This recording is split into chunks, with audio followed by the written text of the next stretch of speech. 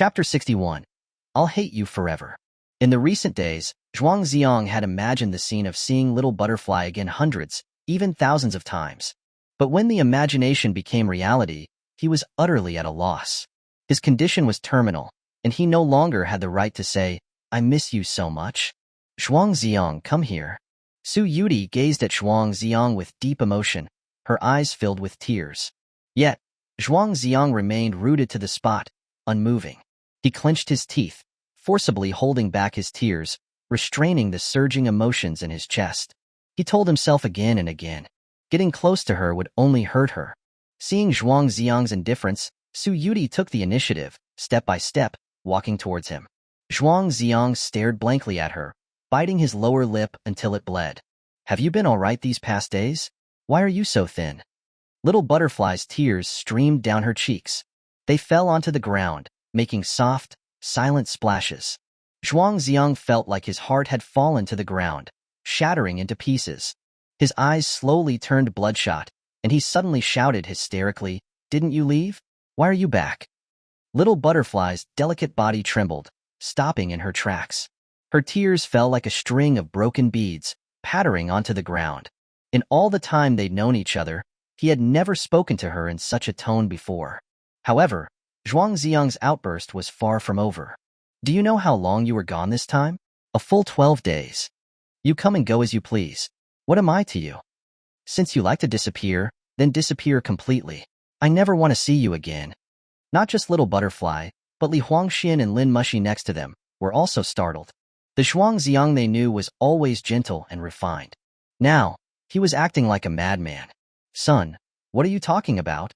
Li Huangxian pushed Zhuang Zi'ang forcefully. He then quickly tried to comfort Su Yudie. "Little Butterfly, he's probably just a little worked up from seeing you. He's been missing you so much these past few days." Lin Mushi's eyes were red, but she remained silent. Only she knew what Zhuang Zi'ang was doing. Every word he said to Little Butterfly was like a knife, cutting into his own heart. Su Yudie walked forward, gently tugged Zhuang Zi'ang's hand, her voice tearful. "You big dummy, I'm sorry. I've missed you so much these past few days. I wanted to see you every day." "Enough."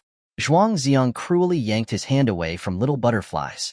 "You disappeared for so long, and now you come back with a fake apology? Is there a point? I'm so tired of being with you. I don't want my feelings to be toyed with. I can see through your tricks now, so please, just leave me alone." It took immense courage to say such heartless words to someone you deeply loved. Little Butterfly had never imagined that the big dummy she'd been thinking about for over 10 days would become so different when they met again.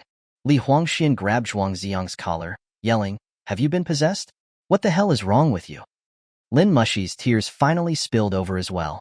She wished she could be like Li Huangxian, completely oblivious. Because if she put herself in Zhuang Zi'ang's position, she felt like her heart was being torn apart. Little Butterfly was sobbing as she took a cooler from her backpack. "I know I was wrong. Can you forgive me, please? I really missed you, but there was a reason why I couldn't come back. I made some green rice balls for you. Can you just eat one bite? Just a little bite?" Her pitiful expression, her choked voice. No one, upon seeing her, would have the heart to be angry with her. A massive surge of emotion welled up in Zhuang Zi'ang's heart. He wanted to hold her in his arms, showering her with love. But at this stage, he couldn't afford to fail. He swung his arm forcefully, knocking the cooler over. The delicate, jade-green rice balls scattered on the ground, covered in dust. Little Butterfly stared at the fruits of her 4 hours of effort, completely ruined. Her heart ached beyond words. And this person, who had done this, was the very person she'd been missing for the past 12 days. "To be honest, there's really nothing between us. At most, we've just had a few meals together. We're just friends. You mustn't misunderstand and think I have any other feelings for you. As everyone knows, Mushy and I have always been close. Now, we're together." As Zhuang Zi'ang spoke, he naturally took Lin Mushy's hand. He couldn't delay any longer. He had to use the most decisive method to chase Little Butterfly away.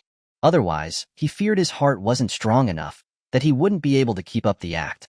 Lin Mushy had no choice but to let Zhuang Zi'ang hold her hand, cooperating with his performance.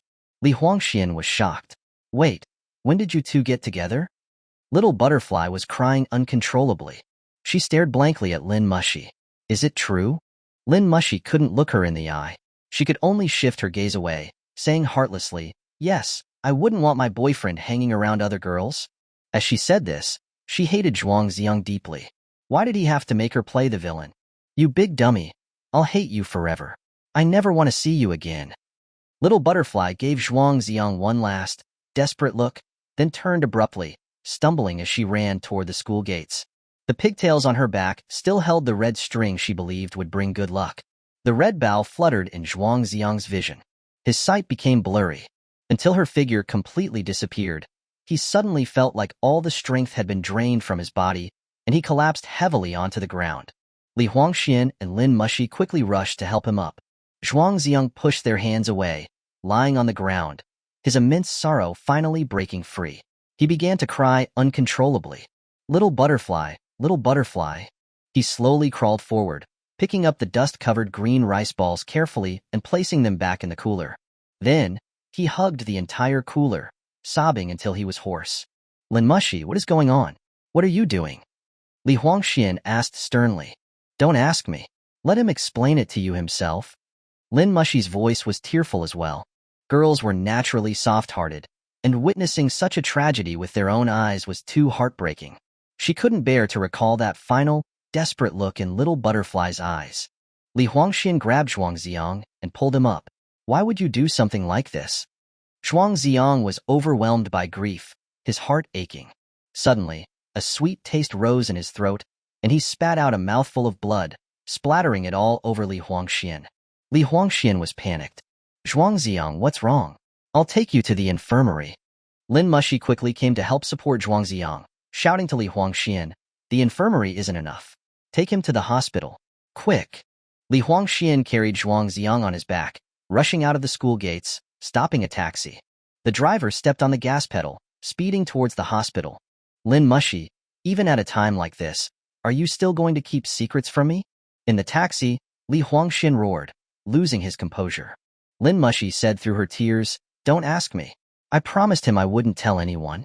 "Son, please don't shout. I'm a little tired. I'm going to sleep for a bit. After I wake up, I'll tell you everything." Zhuang Zi'ang's weak voice sounded intermittently. Sorrow spread like a river overflowing its banks. Chapter 62. The Last Tenderness.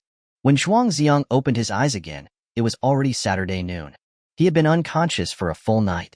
The air was filled with the unpleasant smell of medicine, and he had several strange tubes attached to him. The first thing he saw was Li Huangxuan's worried expression. "Son, you're finally awake. You almost scared me to death." Zhuang Zi'ang managed a faint smile. "Son, don't worry. Dad still hasn't told you his will. I'm not going to die so soon." Li Huangxuan's hair was a mess, and his eyes were bloodshot. He had been by the bedside, watching over him the entire night, not having closed his eyes for even a moment. There were 1,000, 10,000 words he wanted to ask Zhuang Zi'ang, wanting to understand everything. But at that moment, it was like there was a lump in his throat, and he couldn't get the words out, because he was afraid to hear the answer he suspected was coming.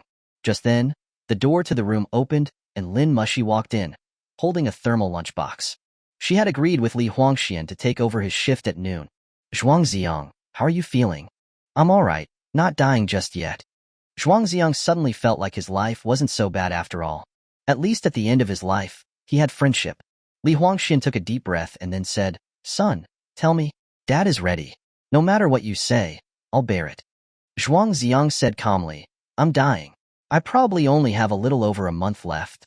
Li Huangxuan's tears began flowing instantly, like a gushing spring. Although he had already guessed this answer, he was still holding on to a glimmer of hope, thinking that reality wouldn't be so cruel.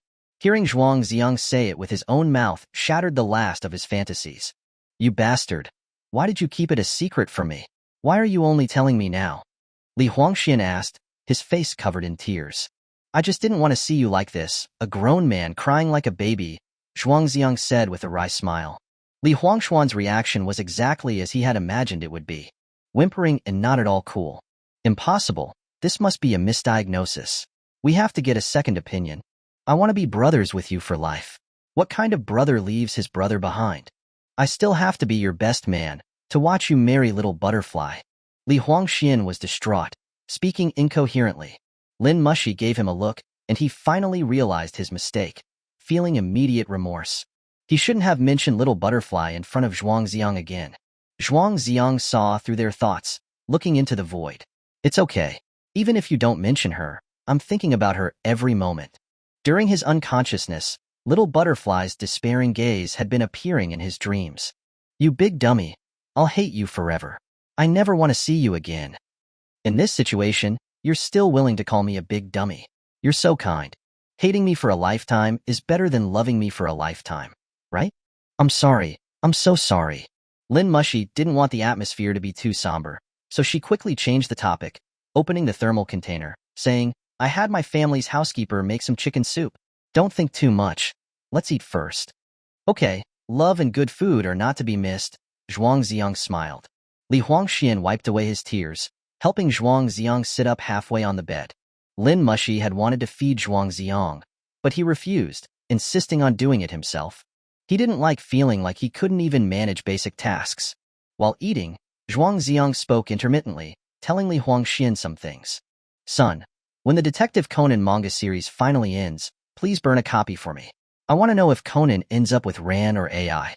Around the Qingming festival, when the peach blossoms are blooming, bring a branch for me. You need to work hard and live your life to the fullest, and live my share of life too. Li Huangxian was sobbing uncontrollably. Don't say that. We'll get you treated. There's still hope. Lin Mushi said, Li Huangxian, why don't you go home and sleep? Come back and take over for me tonight. No, I'll stay here with him. Li Huangxian shook his head. Go home. If you get sick too, who will I talk to? Zhuang Zi'ang said jokingly. All right, I'll bring you some good food tonight. Only then did Li Huangxian agree, reluctantly leaving the room, turning back to look several times. He rushed to the end of the corridor, finally letting out a mournful cry. Earlier, in the room, he hadn't wanted to make Zhuang Zi'ang feel too upset, trying his best to restrain his emotions, holding back his tears. Now, he could finally release his sadness fully. The 18-year-old boy cried his heart out. He had always thought that he could be brothers with Zhuang Zi'ang for life. It turned out a lifetime was actually this short. In the room, Lin Mushi opened the curtains a bit, letting more sunlight in. The warm, yellow sunlight could slightly dilute the stark white bleakness. Mushi, did those words I said yesterday hurt her a lot? Zhuang Zi'ang asked, his voice tinged with tears. I haven't loved someone deeply before, so I can't really understand how she felt, but even I feel heartbroken. She must be in more pain than I am, Lin Mushi said with emotion. She thought for a moment and added, or rather, however much pain you feel, she must feel about the same. Zhuang Zi'ang's heart felt like it was being ripped and crushed, the pain unbearable. Thinking that Little Butterfly was feeling the same made the pain even worse. Lin Mushi said hesitantly, Are you really not planning to tell her the truth? Wouldn't that be unfair to her? Letting her hate me is my way of loving her. Zhuang Zi'ang was convinced that this cruel approach was the last bit of tenderness he could offer Little Butterfly. The wounds of hating someone heal more easily than the wounds of loving someone. Years from now, when Little Butterfly thought of him, she would probably just smile faintly, thinking she was just naive and met a worthless jerk. She was such an optimistic person, she could still embrace love and enjoy life. If she knew the truth, this relationship might become a lifelong regret, a thorn that would always be in her heart. At the end of his life, being able to meet Little Butterfly and spend some happy moments with her, Zhuang Zi'ang was already incredibly grateful for the blessings from heaven. He couldn't be so selfish, ruining her life. He would rather die in solitude, not daring to long for Little Butterfly's tenderness again. Lin Mushi asked, If she hates you, if I go to deliver those goldfish, what if she refuses to accept them? Zhuang Zi'ang was silent for a moment before saying, Then you should go to the river below the school and set them free. The ancient sages had a saying, It's better to forget each other in the vast world than to try and keep each other together forcefully. I envy her so much. She has a guy who loves her so deeply, Lin Mushi said, deeply moved. Mushi, you will surely meet someone who loves you wholeheartedly, Zhuang Zi'ang said, giving her his blessing. Zhuang Zi'ang, thank you. You taught me how to love, Lin Mushi said with heartfelt gratitude. During this time, as they got to know each other better and she learned more about Zhuang Zi'ang and Little Butterfly's story, she was deeply touched. It turned out that such heart-moving love really did exist in this world. It was a pity that the female lead herself wouldn't ever know about it. Chapter 63. No longer expecting fatherly love. Hello, Mr. Zhuang. I'm Zhuang Zi'ang's homeroom teacher. There's a very serious matter that I need to inform you about. Zhuang Zi'ang, based on his own judgment, thought the time had come to reveal the truth and made the phone call. He felt a great burden. When he received the call, Zhuang Wenjiao was at work and spoke with considerable impatience. Why does your school always have so many issues? What's wrong with him again? Because of the incident at the office last time, he was still somewhat dissatisfied with Zhang Zi'ang. Zhang Zi'ang didn't beat around the bush, his tone very serious. Please come to the city central hospital immediately. Zhuang Zi'ang is in ward 816 on the 8th floor of the inpatient building. Hospital? What happened to him? Zhuang Wenjiao asked casually. You'll find out when you get here. The doctor will discuss the specific issues with you. I'm busy right now. I'll come after work. After saying that, Zhuang Wenjiao hung up the phone, not even waiting for Zhang Zi'ang to reply. He was still complaining in his heart that the teacher was making a mountain out of a molehill. A minor illness, a couple of days of rest, and he would be fine. At worst, he could just get some medicine from the pharmacy. Was it necessary to go to the central hospital? Was medical care free? Zhang Zi'ang listened to the dial tone in his phone and sighed helplessly. Zhuang Zi'ang, may you be born into a happy family in the next life. As dusk approached, the setting sun cast a slanted beam through the window. It was the last bit of warmth to be cast on this cold room. Lin Mushi was telling Zhuang Zi'ang some corny jokes, often exaggerating her laughter to try and cheer him up. Those jokes are awful. Where did you hear them? I heard them from Little Butterfly. I also thought they were terrible, but I was genuinely very happy when I heard them then. The door to the room was pushed open, and Zhuang Wenjiao and Zhang Zi'ang walked in. Zhuang Zi'ang's pupil shrank, and his smile vanished instantly. This moment had finally arrived. Zhuang Wenjiao frowned, saying to Zhang Zi'ang, he has such a beautiful girl keeping him company, and he's laughing so happily. What could be the problem? Zhuang Zi'ang quickly asked, Mr. Zhang, did you tell him? Zhang Zi'ang shook his head. Not yet, but this matter can no longer be kept secret. I called Dr. Chen to come over. It's better if he tells you directly. Zhuang Zi'ang silently nodded. He knew he would find out sooner or later, and it was about time. Zhuang Wenjiao was still thinking about going home to have dinner with his wife and child. He was very displeased about being called to the hospital on such short notice. While waiting for Dr. Chen, he kept complaining.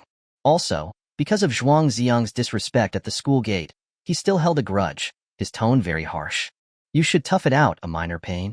It will pass. I work so hard to make money to support the family, and you're just thoughtless, only making trouble. How much will this hospital stay cost? You're probably just calling me here to pay the bill, right? A bitter smile appeared on Zhuang Zi'ang's face. Dad, I remember when Zhuang Yuhang had a cold and a fever. You stayed by his bedside for 3 days without sleeping. Yuhang was so little. How old are you? Zhuang Wenjiao immediately retorted. You know what? At that time, I really envied him so much. I envied him for having a dad, but it's like I didn't. Children without fathers don't even have the right to get sick. Zhuang Zi'ang's tone was sorrowful. In the past, he had naively believed that as long as he studied hard, did more housework, and pleased Zhuang Wenjiao, he would earn a bit of fatherly love. Only later did he completely understand that it was all in vain. The thing he had desperately been striving for but could not get, Zhuang Yuhang had from the moment he was born. Fate was never fair. Despair was worse than death. When he no longer had any expectations, he actually felt a sense of relief. Zhuang Wenjiao looked at his watch. When is that doctor coming? My time is valuable. I don't have time to listen to your old stories. Then, he took out his phone, transferring 1,000 yuan to Zhuang Zi'ang. You just want money, right? I only have this much. If it's not enough, ask your mom. I want to teach you a lesson. Don't come running to the hospital at the drop of a hat. The hospital is like a money-snatching machine. As Zhuang Wenjiao rambled on, Chen Dexiu finally arrived late. He had just finished an operation in the afternoon and looked rather fatigued.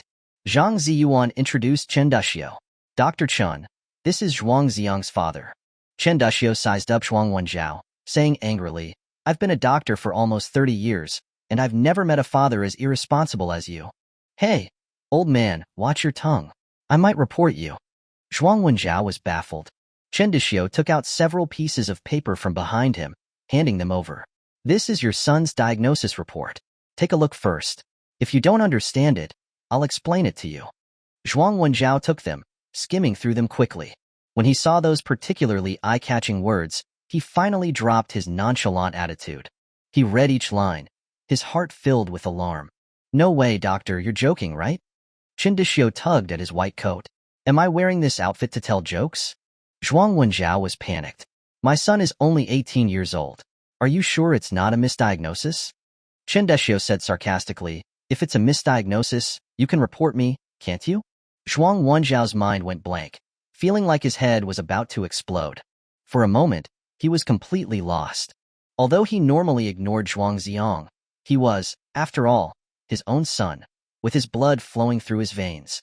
Any father, upon learning that his son was suffering from a terminal illness, would be unable to remain calm. When did this happen? Why are you only telling me now? Zhuang Wenjiao's voice was hoarse. Zhuang Zi'ang said quietly, it's no use telling you. It just makes this moment come sooner. Zhuang Wenjiao's voice was trembling. Zi'ang, a little over a month ago, when you said you were going to live with your mom, was it because of this? Zhuang Zi'ang gave a sad smile. That day, you guys were celebrating Yuhang's birthday. I just couldn't bear to ruin your happy mood. All I could do was to make a desperate escape from the house. Zhuang Wenjiao tried to recall what had happened that night. He had felt that there was something wrong with Zhuang Zi'ang back then, but he hadn't paid attention. If he had cared more about his son, if he had been a little more attentive, he should have discovered it sooner. But now it was too late. Even the most renowned experts were powerless to change his fate. Zhuang Zi'ang's tone was understated, not even a hint of sorrow. But to those listening, it was almost suffocating. They could imagine how helpless and desperate he had been when he had left home that night. Zhuang Wenjiao raised his right hand, staring blankly at his palm. He had actually slapped his terminally ill son in the face. No wonder Zhuang Zi'ang had undergone a complete personality change, like a different person. It turned out that he had been holding it in for too long, wanting to release himself in the last moments of his life. And he, his father, had been harming him again and again, destroying his longing for familial love again and again. Zi'ang, Dad was wrong. I didn't know you were sick, Zhuang Wenjiao said, his eyes reddening. Dad, you don't need to apologize. I don't blame you at all, because I no longer expect any fatherly love from you. Zhuang Zi'ang remained calm. It was as if the person standing before him was a complete stranger. Chapter 64. Beyond the Help of Immortals. The diagnosis report in Zhuang Wenjiao's hand fell to the ground with a rustling sound. He clutched his head, tearing at his own hair. A boundless sense of remorse spread through his heart. The events of the past flashed before his eyes. 18 years ago, when Zhuang Zi'ang came into this world, there was no joy on Zhuang Wenjiao's face. Because of this unexpected son, he had been forced to marry a woman he didn't love. Zhuang Zi'ang was seen by him as the punishment for his impulsive actions. The 5 years of marriage were a complete mess, exhausting him. When they divorced, how much Zhuang Wenjiao had hoped that Su Hui would take Zhuang Zi'ang with her, so he could be free, a single man able to live a carefree life. Unfortunately, Zhuang Zhengwo placed great importance on carrying on the family line and had insisted on keeping Zhuang Zi'ang. Zhuang Wenjiao had even imagined that without Zhuang Zi'ang as a burden, he might have been able to find a better woman than Qin Shulan. After remarrying, this biological father had never once cared about Zhuang Zi'ang. And how could Qin Shulan, as a stepmother, have been expected to be considerate and loving? At this moment, upon seeing his son's cancer diagnosis, Zhuang Wenjiao finally had the mindset to put himself in his son's shoes. He began to realize how stifled Zhuang Zi'ang's life had been these past dozen years. How much despair would a child need to feel before he would lose all expectations from his biological father? Dad, don't be so upset. It won't change anything, Zhuang Zi'ang said, his voice growing increasingly flat. If I die, wouldn't it be a good thing for you? You can finally live a perfect and happy life as a family of 3. Zi'ang, it's not like that. Dad is truly heartbroken. Why didn't you tell me earlier? Maybe there would have been a way. Zhuang Wenjiao said mournfully. Dr. Chun was clear. There is no way. Although you look sad, I think it's still an act. If it was Zhuang Yuhang instead of me, you would be truly heartbroken, wouldn't you? Zhuang Zi'ang's question hit him like a punch to the soul. Zhuang Wenjiao was overcome with shame, his face filled with self-loathing. He could only continue to beat his own head. No, it's not like that. Undeniably, he had never given both sons an equal amount of love. If Zhuang Yuhang were the one lying in bed, he would probably have already broken down. Zhang Ziyuan couldn't help but interject, if you were truly a decent father, you should have noticed that Zhuang Zi'ang has lost a lot of weight over the past month, which means you've never really cared about this son. Zhuang Wenjiao tried to defend himself. No, I noticed. I just didn't expect. You noticed, and then you still slapped him in the face at the school gate? Lin Mushi said indignantly. Stop, please stop. It's my fault? Zhuang Wenjiao said, losing his balance, collapsing into a chair beside the bed. The people in the room all seemed to be judging him. They were listing off all the evidence, pointing out just how unworthy he was as a father. Tears finally welled up and streamed down his face. Zhuang Zi'ang, seeing Zhuang Wenjiao cry, didn't feel the slightest bit of emotion. He had once desperately yearned for his father's love. Now, it seemed as though he had finally gained it, but it felt utterly hollow. If Zhuang Wenjiao truly cared about this son, how could he have been heartless enough to let him endure such anguish for over a decade? Doctor, I'm sorry, my attitude was poor just now. Please, think of something. Give my son treatment. I'll pay any medical bills, no matter how much they are. Zhuang Wenjiao wiped away his tears, begging Chen Daxiu. Chen Daxiu bent down, picking up the diagnosis reports that were scattered on the ground, shaking his head. I'm a doctor, not a god. The densely packed words on this diagnosis report could be translated into just 4 words. Beyond the help of immortals. Chen Daxiu had been a doctor for almost 30 years, seeing too many patients that were beyond treatment, including many children younger than Zhuang Zi'ang. But it was truly rare to see someone in his condition without any family members accompanying him. How cold must a father be to make a child give up on him, so that he wouldn't even want to share that his life was coming to an end? Doctor, then how much time does he have left? Zhuang Wenjiao asked, his voice trembling. I had originally estimated 3 months, but it seems I was too optimistic. His condition is deteriorating faster than I anticipated, Chen Daxiu said, his tone heavy. Although he didn't say it outright, everyone could tell that a little over a month had already passed. Zhuang Zi'ang's time was probably limited to just 1 month now. Dad, the only thing I'm worried about is my grandparents in the countryside. I want to see them one last time, but I'm too scared to go. When his grandparents were mentioned, Zhuang Zi'ang began to cry. His emotions were complex. The 2 elderly people were the family members he worried about the most, and there were 1,000 things he wanted to tell them. But he truly didn't have the courage to face the heartbreaking goodbyes. The 2 70-year-olds might not be able to bear such a devastating blow. Forget it. Just make up an excuse, say I'm studying abroad or something. Keep it a secret for as long as you can, and when you can't hide it any longer, then tell them when they're in a good mood. Zhuang Zi'ang sighed deeply. Zhuang Wenjiao nodded silently. Zhuang Zi'ang was always so understanding, always thinking of others, even if it meant making sacrifices himself. Little Butterfly and his grandparents were the people he wanted to see the most, but he was giving them all up. Willingly, he would welcome death in his solitude and loneliness. Zhuang Zi'ang waved his hand. Dad, you should go home. I want to rest. Zhuang Wenjiao shook his head. No, son, I'll stay here with you. But I don't want to see you. Go home to Yuhang instead. Zhuang Zi'ang turned his face away. Patients need quiet. Since he doesn't want to see you, you should leave, Chen Daxiu advised. Zhuang Wenjiao stood up awkwardly, asking, Then, what do you want to eat? I'll have your Aunt Qin make something and bring it over tomorrow. Zhuang Zi'ang shook his head, no longer speaking. Zhuang Wenjiao looked around, all the people in the room looking at him with accusatory eyes. It made him feel like he was a terrible criminal. He felt suffocated. Feeling utterly ashamed, he could only leave in dejection. Just as he was touching the door handle, he heard Zhuang Zi'ang's voice. Dad, having a son like me, has it never brought you even the slightest bit of joy? Zhuang Wenjiao forcefully twisted the handle, fleeing the room, tears streaming down his face. Those words had broken his last psychological defense. It turned out he had been such a terrible father. Returning home in a daze, Zhuang Wenjiao was like a walking corpse. Seeing this, Qin Shulan asked, What's wrong?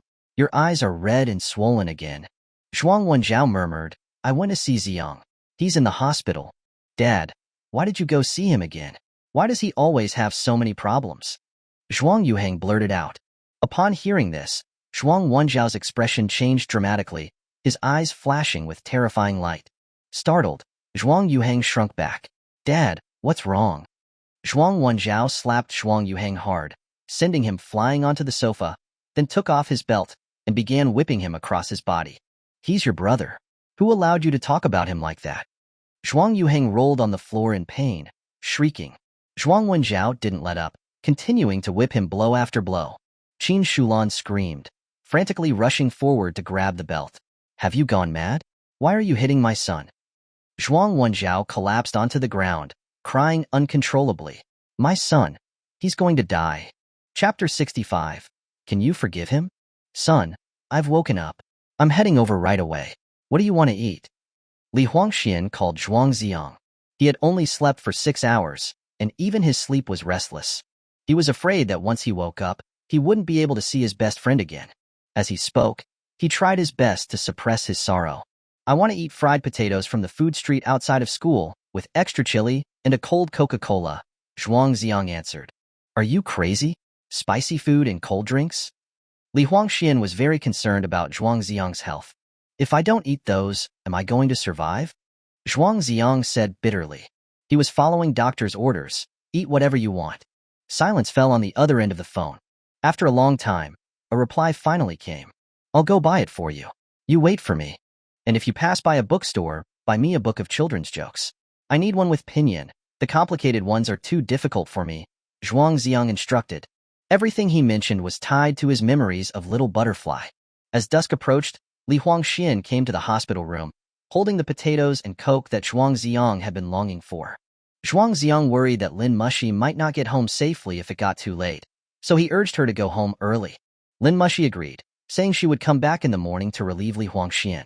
Zhuang Zi'ang leaned against the headboard, savoring the fried potatoes, the familiar taste bringing him comfort. Is it good? Li Huangxian managed a forced smile. So good that I want to cry, Zhuang Zi'ang replied. A tear slid from the corner of his eye. Then, he explained to Li Huangxian, this was the first thing I ate when I met her. Li Huangxian's eyes welled up with tears. I'm so afraid I'll run into her at school, because I'm not a good actor. I'll easily slip up. At this point, he completely understood the kindness in Zhuang Zi'ang's heart. The final love was letting go. Don't tell her the truth. She won't hate me forever. At most, she'll hate me for 2 weeks, then she'll forget this scumbag completely. Zhuang Zi'ang, you're truly amazing, Li Huangxian said, crying and cursing at the same time. He had seen the butterfly lovers and Romeo and Juliet, but neither compared to the heart-wrenching love story happening right next to him. It turned out love could be this selfless. Zhuang Zi'ang said, actually, your parents' kind of love is the truly amazing kind. When people are young, impulsive for love, with all the great drama, it's easy. What's more difficult is a lifetime together. Never leaving, never giving up. Zhuang Zi'ang then instructed him. When you have children, you must give them a lot and lots of love, because you never asked for their permission when bringing them into this world. Don't let them be unhappy. To lighten the mood, Li Huangxian forced a smile. If I have a son, how about I name him Li Zi'ang? Zhuang Zi'ang refused immediately. No way. You can use Ong at most. If you use both words, then I'll really become your son. If you can get better, then I have no objections to having a son named Zhuang Huangxian, Li Huangxian said sorrowfully. When I'm gone, keep the test collections for my competition. Just consider them a gift for your son in advance. I thank you on his behalf. In the room, the two boys cried and then laughed. And then laughed, and then cried again. A friendship like gold, shining brightly. The next morning, Lin Mushi arrived at the hospital room early. As Zhuang Zi'ang had instructed, she had bought him salty tofu pudding. At first glance, the ingredients seemed to be the same, but upon tasting it, you could tell the difference. The chili oil Little Butterfly used had a unique flavor. Li Huangxian refused to go home, insisting on staying until noon. So the three of them sat together and chatted. Zhuang Zi'ang told them the stupid jokes he had read the night before, making them laugh out loud. Li Huangxian was clearly a bad actor, his laughter too fake. Lin Mushi was much better. She could even laugh naturally at the unfunny jokes, not exaggerating it even slightly. She had the potential to be an actress. Zhuang Zi'ang was deeply moved, appreciating how hard they were trying to cheer him up. As noon approached, Zhuang Wenjiao came again. This time, he was with Qin Shulan and Zhuang Yuhang. Seeing this family of three, the smile on Zhuang Zi'ang's face disappeared. He didn't have the mood to watch their performance. Li Huangxian spoke bluntly. What do you guys want? Zhuang Wenjiao wanted to be angry, but he forcibly restrained himself, his face plastered with a fake smile. I just came to see Zi'ang. I'll leave soon. Where were you earlier? Why do you act so hypocritically now? Lin Mushi said, curling her lip. Yesterday night, Zhuang Wenjiao had flown into a rage at home. Qin Shulan and Zhuang Yuhang had learned from him that Zhuang Zi'ang had a terminal illness and didn't have much time left. Truthfully, The mother and son didn't feel any affection for Zhuang Zi'ang. In fact, objectively speaking, without Zhuang Zi'ang, there would be many benefits for them. After all, there would be one less person vying for the family inheritance. However, to take care of Zhuang Wenjiao's feelings, they had to at least make some show of being concerned. Qin Shulan was holding a thermal lunchbox, putting on a kind tone. Zi'ang, Auntie made some good food for you. Take care and get well soon. Zhuang Zi'ang smiled faintly. Auntie Qin, thank you. Qin Shulan also understood that Zhuang Zi'ang was just being polite. She glared at Zhuang Wenjiao, and then turned away, no longer speaking. Zhuang Wenjiao grabbed Zhuang Yuhang, ordering him, apologize to your brother. There were still bruises on Zhuang Yuhang's face. Clearly, he hadn't received those blows from the belt lightly last night. He said in a stilted tone, Brother, I'm sorry. I wasn't good to you before. I know I was wrong now. Okay. Can you at least memorize the script before you say it? Zhuang Zi'ang interrupted impatiently. If they were going to act, they could at least put some effort into it. He didn't need such a perfunctory apology. Zhuang Yuhang timidly glanced at Zhuang Wenjiao, wanting to know if he had done well enough. Zhuang Wenjiao, his face cold, gestured for him to continue. Brother, I really know I was wrong. You must take care of yourself and get better soon so that you can be with our family again. Zhuang Yuhang could only bite the bullet and continue reciting the insincere words. The harder he tried to appear sincere, the more bored Zhuang Zi'ang felt. Who wanted to listen to this pile of useless drivel? After Zhuang Yuhang finished his awkward performance, Zhuang Wenjiao asked gently, Zi'ang, your brother knows he was wrong. Can you forgive him? Zhuang Zi'ang shook his head calmly. It doesn't matter whether I forgive him or not. I won't be around after this. You should educate him properly then. Compared to the mother and son, Zhuang Wenjiao was at least more sincere, since he and Zhuang Zi'ang were biological father and son. Zi'ang, Dad couldn't sleep a wink last night. I truly know that I was wrong. I didn't care enough for you, and didn't fulfill my responsibility as a father. I feel so proud to have such an outstanding son. You don't need to think about anything now. I only hope that you can forgive Dad. Listening to Zhuang Wenjiao's tearful confession, Zhuang Zi'ang remained expressionless. Where were you earlier? You're begging for forgiveness now, not because of fatherly love, but because you're afraid of your conscience bothering you. Chapter 66. Give me liberty or give me death.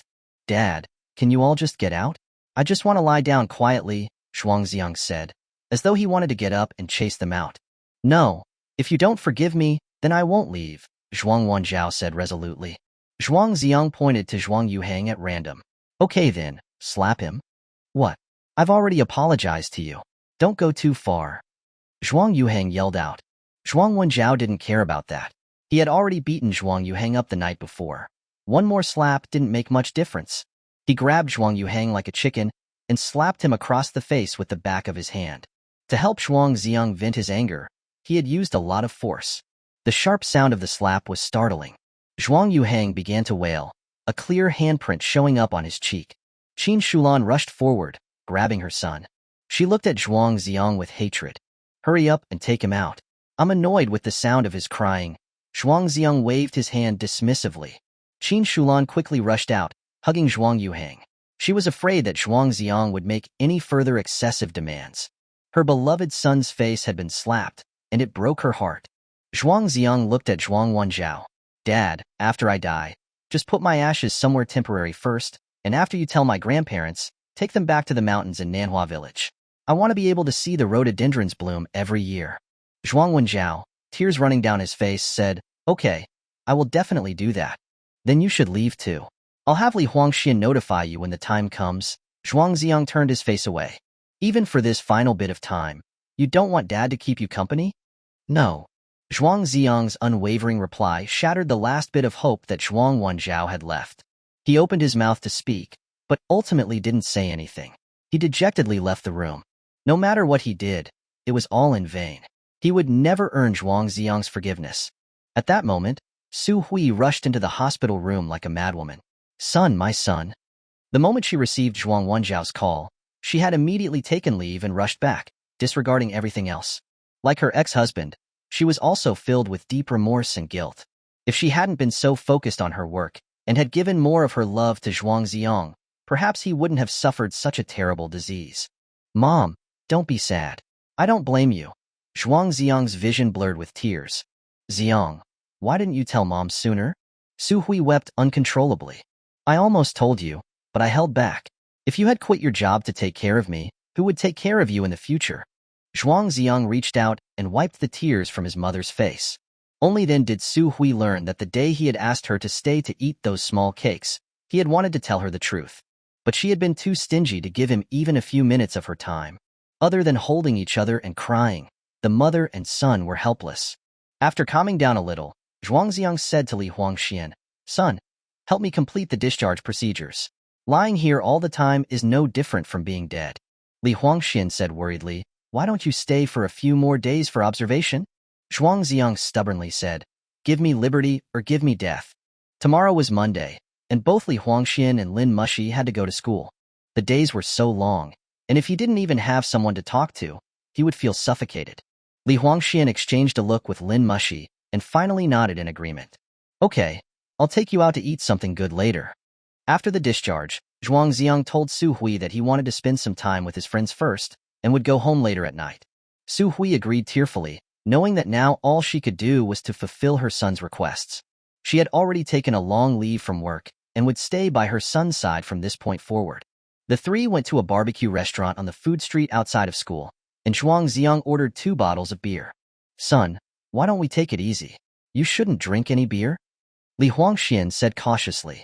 Do you remember when I told you that a girl's mouth tasted like beer? Zhuang Zi'ang said. What about beer?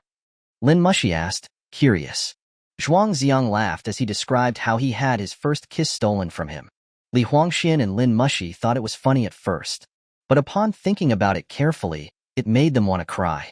It turned out that he was thinking about little butterfly every moment. Yet, he would rather let himself die in pain than go to see her again. Zhuang Zi'ang was very poor at holding his alcohol, so he purposely got himself drunk. When he was drunk, he could see her in his dreams. Zhuang Zhou dreaming of a butterfly. On Monday, Zhuang Zi'ang, after getting Su Hui's agreement, still went to school. When he was with his mother, they could only cry and do nothing else, so he preferred to be with his classmates.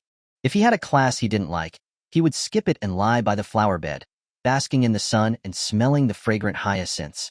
He would look at the ginkgo leaves in the distance, and occasionally, a few of them would fall in the wind, transforming into butterflies. Deng Haijun was preparing for the physics competition, and he would often come to Zhuang Zi'ang with questions. This guy's head was really lacking a few screws. Zhuang Zi'ang was clearly thin and worn out, but he hadn't noticed a thing. His mind completely occupied by deep and difficult physics problems, constantly asking weird questions. However, Zhuang Zi'ang understood Deng Haijun well and wouldn't doubt their friendship. In fact, he enjoyed being with him. At least he saw him as a normal person. Time passed quickly.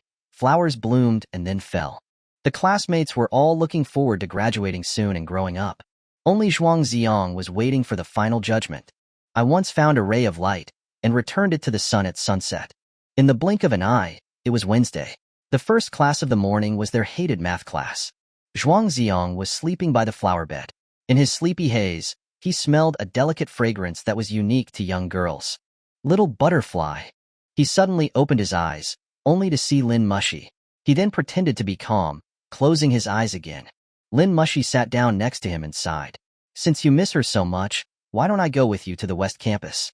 You might see her. What good would it do even if I did see her? Zhuang Zi'ang said mournfully. I've been thinking these past few days, you might be making sacrifices for her sake, but have you ever considered how she might feel?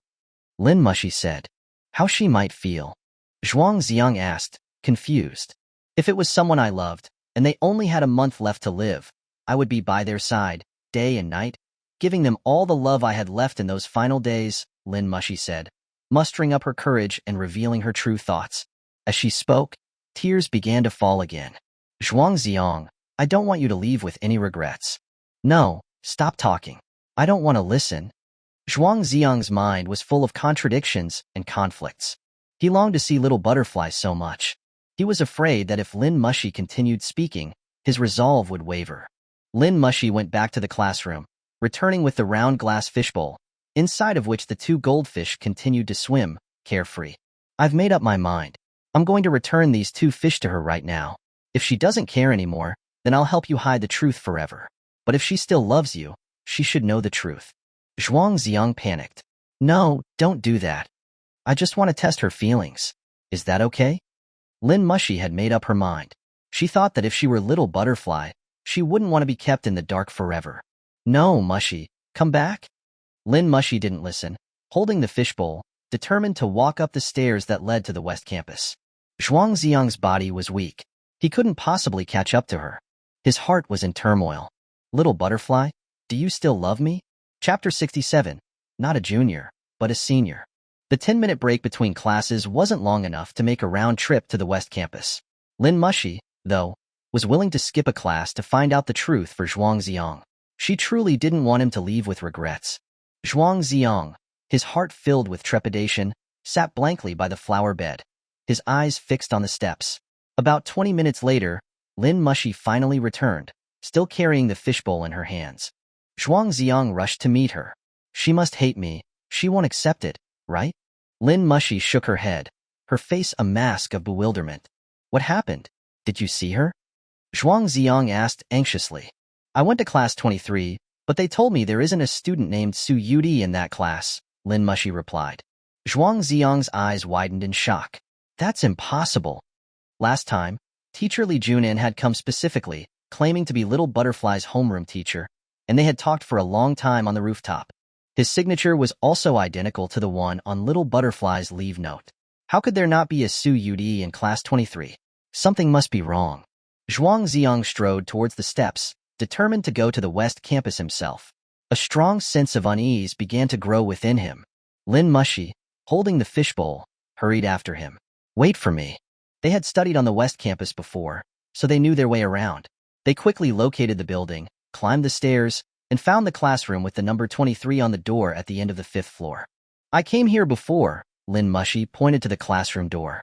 It was just the end of a class, and students were milling about in the hallway. Zhuang Zi'ang randomly approached a girl. Excuse me, can you call Su Yudie from your class for me? The girl looked blankly at him. We don't have anyone by that name in our class. Zhuang Zi'ang glanced at Lin Mushi in surprise. Lin Mushi shrugged. I told you, but you didn't believe me. Zhuang Zi'ang asked a boy, and received the same answer. There was no Su Yudie in class 23. Where's your homeroom teacher, Mr. Li? I'll ask him, Zhuang Zi'ang said, thinking of Li Junan. Our homeroom teacher's last name is Wang, the boy replied weakly. Zhuang Zi'ang stepped back, almost losing his balance. He felt like he was lost in a fog, unable to find his way out. Is there a teacher named Li Junan in your grade? Zhuang Zi'ang was on the verge of collapse. Yeah, he's the homeroom teacher for class 17, the boy replied. Zhuang Zi'ang let out a sigh of relief.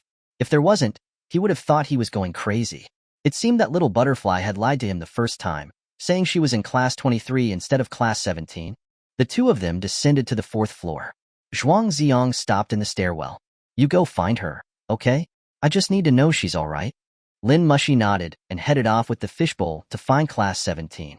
A moment later, she returned looking just as shocked. There isn't a student named Su Yudie in class 17 either. Zhuang Zi'ang was going crazy. What was going on? He rushed to the outside of the class 17 classroom and stopped a student. Excuse me, where is Teacher Li Junan? The student pointed to the end of the corridor. Teacher Li is in the office. The classroom office door was open, and Zhuang Zi'ang strode over. He saw Li Junan's back right away. Feeling a surge of excitement, he knocked on the door. Li Junan turned around, recognized Zhuang Zi'ang, and smiled. Zhuang, what brings you to the West Campus? Zhuang Zi'ang cut to the chase. I'm here to find Su Yudie. Li Junan looked stunned. What did you say? You're looking for Su Yudie? Zhuang Zi'ang raised his voice. You're her homeroom teacher. Why is it strange that I'm here to find her? Li Junan didn't reply, staring blankly at Zhuang Zi'ang. Zhuang Zi'ang looked at him with anticipation and confusion. The office fell into a short silence, as if the air had solidified. After a long pause, Li Junan finally spoke. I am Su Yudie's homeroom teacher, that's true, but she was my student last year. Last year's student? Zhuang Zi'ang didn't quite understand. Last year, I was at the East Campus and guided Su Yudie's class through graduation. Of course I would return to the West Campus this year to teach new students.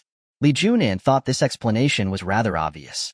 That was the way teachers rotated, every 3 years. But this simple explanation felt like a thunderclap to Zhuang Zi'ang, sending shivers down his spine. Mr. Li, are you saying that Su Yudie isn't my junior, but a senior from the year above me? Li Junin nodded. Yes, didn't you know? Which class did you teach last year? Class 23. Shock, confusion, and fear rushed over him. Zhuang Zi'ang felt a sharp pain in his chest and stumbled. Lin Mushi quickly caught him. Tears streamed down Zhuang Zi'ang's face. So, Little Butterfly had been telling the truth all along. She was a student in class 23, but she was a year ahead of him. Then she should have already graduated. Why would I meet her? Zhuang Zi'ang was seized by a wave of panic. Didn't you meet her last year or the year before? Li Junin asked in surprise. I met her a month ago, Zhuang Zi'ang murmured. Impossible. Li Junin suddenly stood up, his expression alarmed. When they had spoken on the rooftop, they had talked about Su Yudie, but never mentioned a timeline. Li Junin had thought that Zhuang Zi'ang had written Su Yudie's name on the test paper, because he was reminiscing about a senior he had met last year. Zhuang Zi'ang, on the other hand, had thought that Su Yudie was Li Junin's current student, a junior 2 grades below him. They had been talking about a Su Yudie from different timelines. At that moment, Zhuang Zi'ang's mind was a mess. He couldn't explain what was happening to him to Li Junin. Lin Mushi could hardly believe what she had heard either. She had met Little Butterfly several times, and had now learned that Little Butterfly shouldn't even have been on campus. It was preposterous. Mr. Li, do you know where she is now? Zhuang Zi'ang asked. Li Junin looked sad. Last spring, before she graduated, she dropped out due to health reasons. I haven't seen her since, but I heard. He paused, creating a sense of dread. Zhuang Zi'ang bowed deeply. Thank you, teacher. I understand. He turned and left the office. On the way down the stairs, he missed a step. Luckily, he grabbed the handrail and didn't tumble. Zhuang Zi'ang, be careful. Lin Mushi, holding the fishbowl with one hand, tried to support him with the other, making her look flustered. Zhuang Zi'ang asked through his tears, Mushi, do you believe what Mr. Li said? Lin Mushi looked lost. I don't know. I don't even want to think about it. When they arrived at the square in front of the school building, Zhuang Zi'ang looked up at the blue sky, and an image of a certain person appeared in his mind. He knew he could find the answer. Mushi, you go back first. I have to find Little Butterfly. Chapter 68, A Fairy Tale. From the moment you first heard this melody, you were already in a dream. I'm afraid you won't be able to bear it when you learn the truth. The cicada sheds its shell, outside the dust of the world. The butterfly dreams in a watery cloudland. The old swindler, Zhang Banqian's voice kept echoing in Zhuang Zi'ang's ears. It turned out that all those crazy, disjointed words were not nonsense. At the bus stop, he boarded the number 19 bus. There were few passengers at that time, and plenty of empty seats. He chose a window seat not far from the driver. The driver suddenly said, Hey kid, I remember you. You asked me about a girl wearing a white shirt and blue skirt. Zhuang Zi'ang asked in surprise. Have you seen her? Yes, a few days ago. It must have been last Friday. When she came to ride the bus, she was crying so badly that no one in the bus could console her. Such a beautiful girl. Who could bear to hurt her so deeply? Oh, and she was sitting in your seat. Listening to the driver's words, Zhuang Zi'ang's tears flowed like rain, his heart breaking. He couldn't imagine what Little Butterfly had gone through that day. You must hate me so much. The driver glanced at Zhuang Zi'ang as the bus stopped to pick up and drop off passengers, feeling confused. How could a boy cry even more miserably than that girl? Arriving at the inn stop, Xiaoyao Palace, Zhuang Zi'ang stepped off the bus, his steps faltering. The Bodhi tree outside the Taoist temple was still lush and green. He entered the gate and headed straight for the side hall where he first met Zhang Banqian. The old swindler was reading a young woman's palm, stroking her fair, delicate hand with a gleam in his eyes. Zhang Banqian glanced at Zhuang Zi'ang. I thought you'd gotten sick and died, that you wouldn't come. Zhuang Zi'ang shouted excitedly, Tell me, where is Little Butterfly? Sure, you're not supposed to shout in a temple. Wait until I finish my business. Zhang Banqian ignored Zhuang Zi'ang and continued to stroke the young woman's smooth hand, spouting platitudes and half-truths. After a long while, the young woman paid him and happily left. Zhang Banqian tucked the money away carefully, stretched, and turned his attention to Zhuang Zi'ang. You've found out? Zhuang Zi'ang had been waiting impatiently and asked, What exactly is going on? The first time you came to the temple, you had that red string on your wrist. I recognized it immediately. You're the person Little Butterfly was talking about last year, Zhang Banqian sighed. Last year? Zhuang Zi'ang was deeply shocked. First it was Li Junan, and now Zhang Banxian. Both of them had mentioned that time. A bold theory was becoming more and more clear. Zhang Banxian pointed to the bamboo chair in front of him. "Kid, this is a long story. You should sit and listen." Zhuang Zi'ang sat up straight, his eyes fixed on Zhang Banxian, his breathing rapid and his heart pounding. Zhang Banxian slowly began to speak, explaining what he knew of the truth. Little Butterfly was born in a place called Qiushui Town, about 5 kilometers from Xiaoyao Palace. She had lost both her parents at a young age and lived a difficult life with her grandmother. When she was 15, cancer cells were found in her body.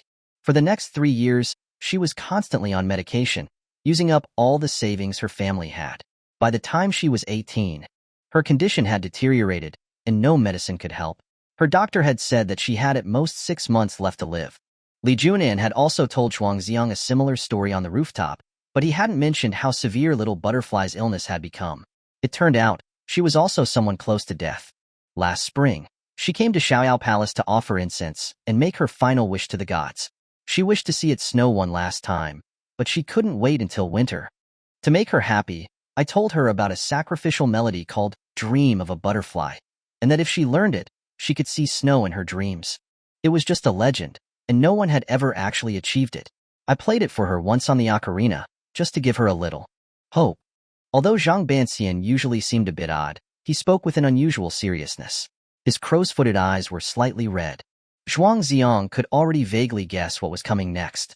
This was absolutely absurd. I just wanted to give the child some hope, so I lied to her, saying she could only hear it once.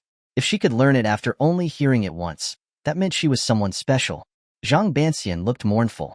"You didn't expect her to be a musical prodigy with a photographic memory, did you?" Zhuang Zi'ang's voice was hoarse. He had witnessed Little Butterfly's unique ability back in Manhwa village. After listening to the Butterfly Lovers just once, she could sing the melody and lyrics perfectly. Zhang Banxian nodded. Later she left and didn't come back for a long time. I thought she wouldn't take my jokes seriously. Tears fell down Zhuang Zi'ang's face. But she actually learned Dream of a Butterfly and went to see the snow. He remembered the sweet potato vendor saying that she saw Little Butterfly for the first time 3 months ago.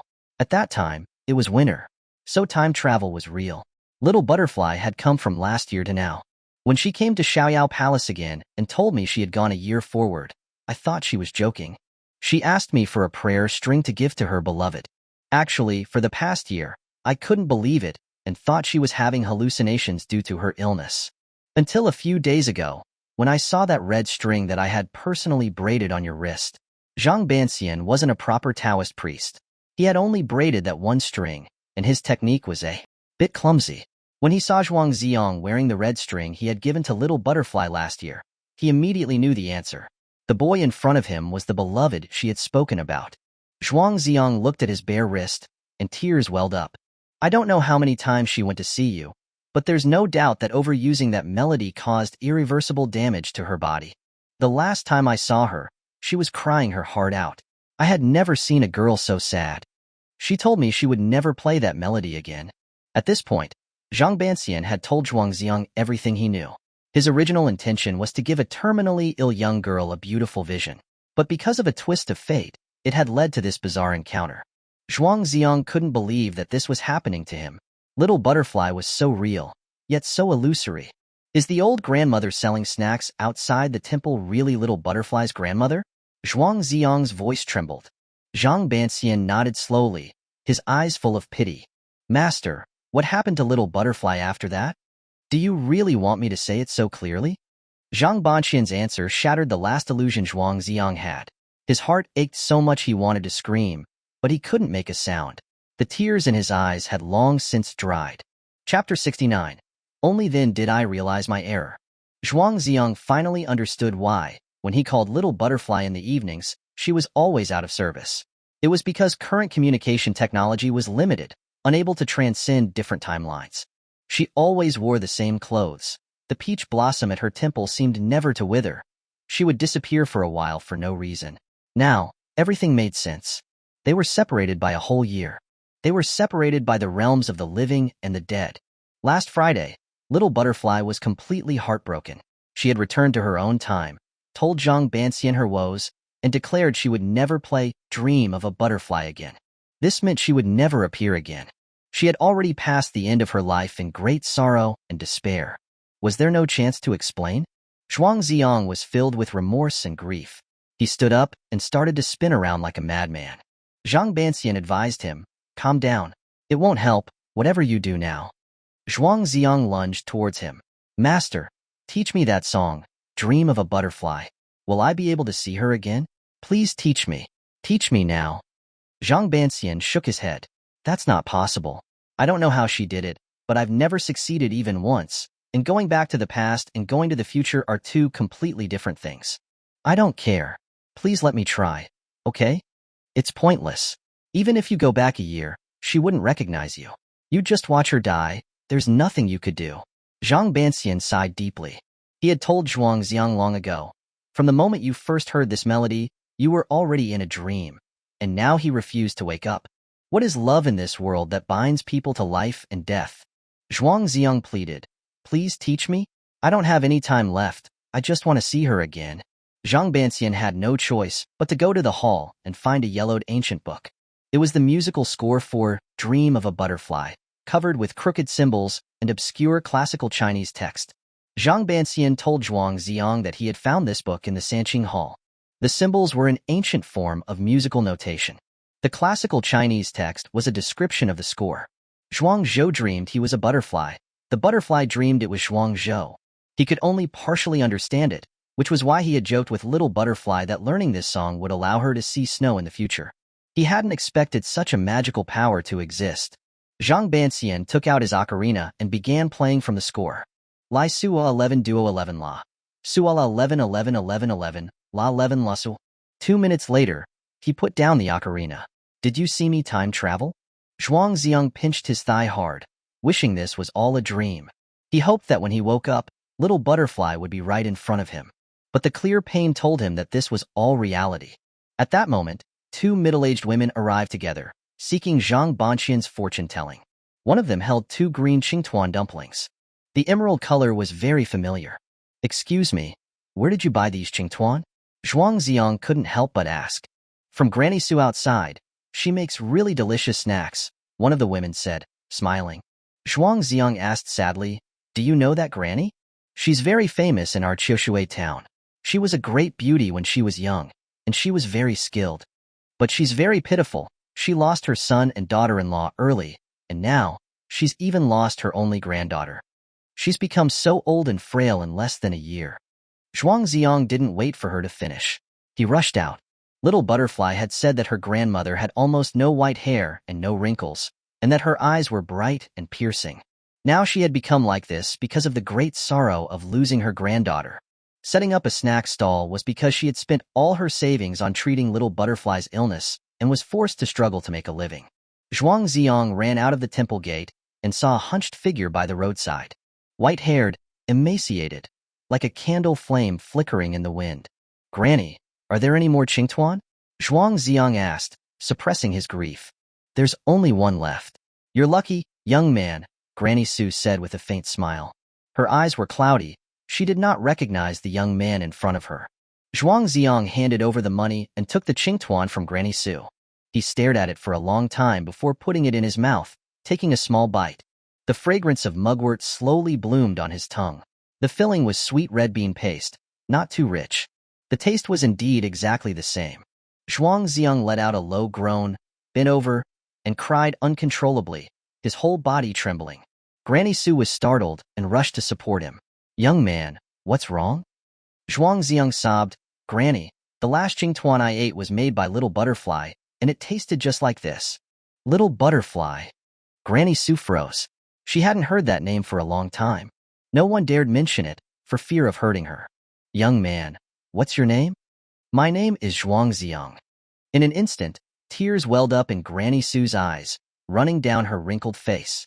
She looked up and carefully scrutinized Zhuang Zi'ang's face. "You are the person she called out in her dreams?" Zhuang Zi'ang nodded vigorously, choking up, unable to speak.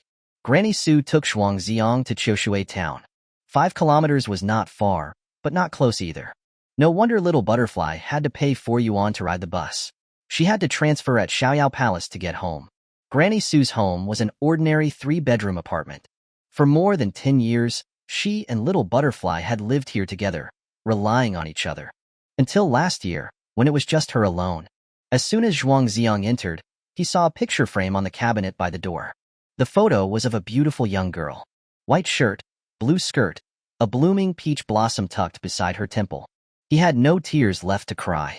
By the window in the living room was a zither. It is commonly believed that the zither evolved from the se, though they differ in the number of strings. The true se had been lost for thousands of years. So, this was where little butterfly had played Dream of a Butterfly last year. Zhuang Zi'ang imagined seeing a girl strumming the zither, hearing the melodious music in his ears. Naturally, he recalled the most beautiful 7-character quatrain. The brocade zither has 50 strings for no reason. Each string and bridge reminds me of youthful years. Zhuang Zhou dreamed he was a butterfly. The Emperor Wang's spring heart entrusted to the cuckoo. Pearls weep under the bright moon of the vast sea. Jade smokes on the sunny day of Lantian. This feeling can only wait to be recalled. Yet at that time, I was simply at a loss. No one, except perhaps the poet himself, knew what the poem was supposed to mean. But that did not stop those who read the poem from using the beautiful language of the ancients to express their own sadness. Zhuang Zi'ang's heart was filled with confusion. After she left, I haven't touched it again. I just dust it every few days, as if she was still here. Granny Su stroked the zither strings, tears streaming down her face. Zhuang Zi'ang's heart was already broken. Chapter 70, Dream of a Butterfly Notes. Opening the door to the west-facing bedroom, Granny Su said, "This is her room." The room was small, about 10 square meters, with just a bed, wardrobe, and desk. The bedding on the bed was clean and new, but it felt devoid of life. As soon as Zhuang Zi'ang entered, he saw a pair of extremely familiar white canvas shoes on the shoe rack. They were still spotless. "May I look inside the wardrobe?" Zhuang Zi'ang asked carefully. Granny Su nodded and reached out to open the wardrobe door. A white shirt and a blue pleated skirt immediately caught his eye. The white was like a cloud, the blue like the sea. Just a few days ago, little butterfly had been wearing these clothes. But now they were saying that she was gone. "Granny, when did she leave?" Zhuang Zi'ang asked, trying to hold back his pain. "Last summer, almost a year ago," Granny Su answered, choking back tears. Then she pulled open the desk drawer and took out a notebook, handing it to Zhuang Zi'ang. "At first, I didn't know your name because she always called you Big Idiot. After she left, I asked the girl next door to read it to me. It's all about her story with you." Zhuang Zi'ang opened the cover page and saw a yellow ginkgo leaf, preserved and used as a bookmark. Their story had also begun with ginkgo leaves. For graceful characters were written on the cover page. Dream of a Butterfly Notes. It was little butterfly's handwriting, delicate and refined. Zhuang Zi'ang quickly flipped through a few pages, which were filled with dense writing, chronicling little butterfly's observations from the past to the future. "Read the last page first," Granny Su said sadly. Zhuang Zi'ang flipped to the back and found the last page with writing. There were only 2 sentences on it. "Big Idiot, I hate you forever. I never want to see you again." This was the last thing little butterfly had said to Zhuang Zi'ang. It felt like a knife piercing Zhuang Zi'ang's heart. The second sentence was in a different shade of ink, meaning it must have been written later. "But I still miss you so much." This page was crumpled and water-stained. It was easy to imagine that these were the tears of little butterfly's extreme sadness. Zhuang Zi'ang flipped further back, but all the pages were blank, without any writing. This meant that last Friday was the last time little butterfly came to a year later. "She won't come back, I won't see her again. I don't even have a chance to explain." At this thought, Zhuang Zi'ang's heart broke. He cried to Granny Su, "Granny, I didn't mean to hurt her. I thought that was the best way for her." Granny Su shook her head. "What's the point of telling me?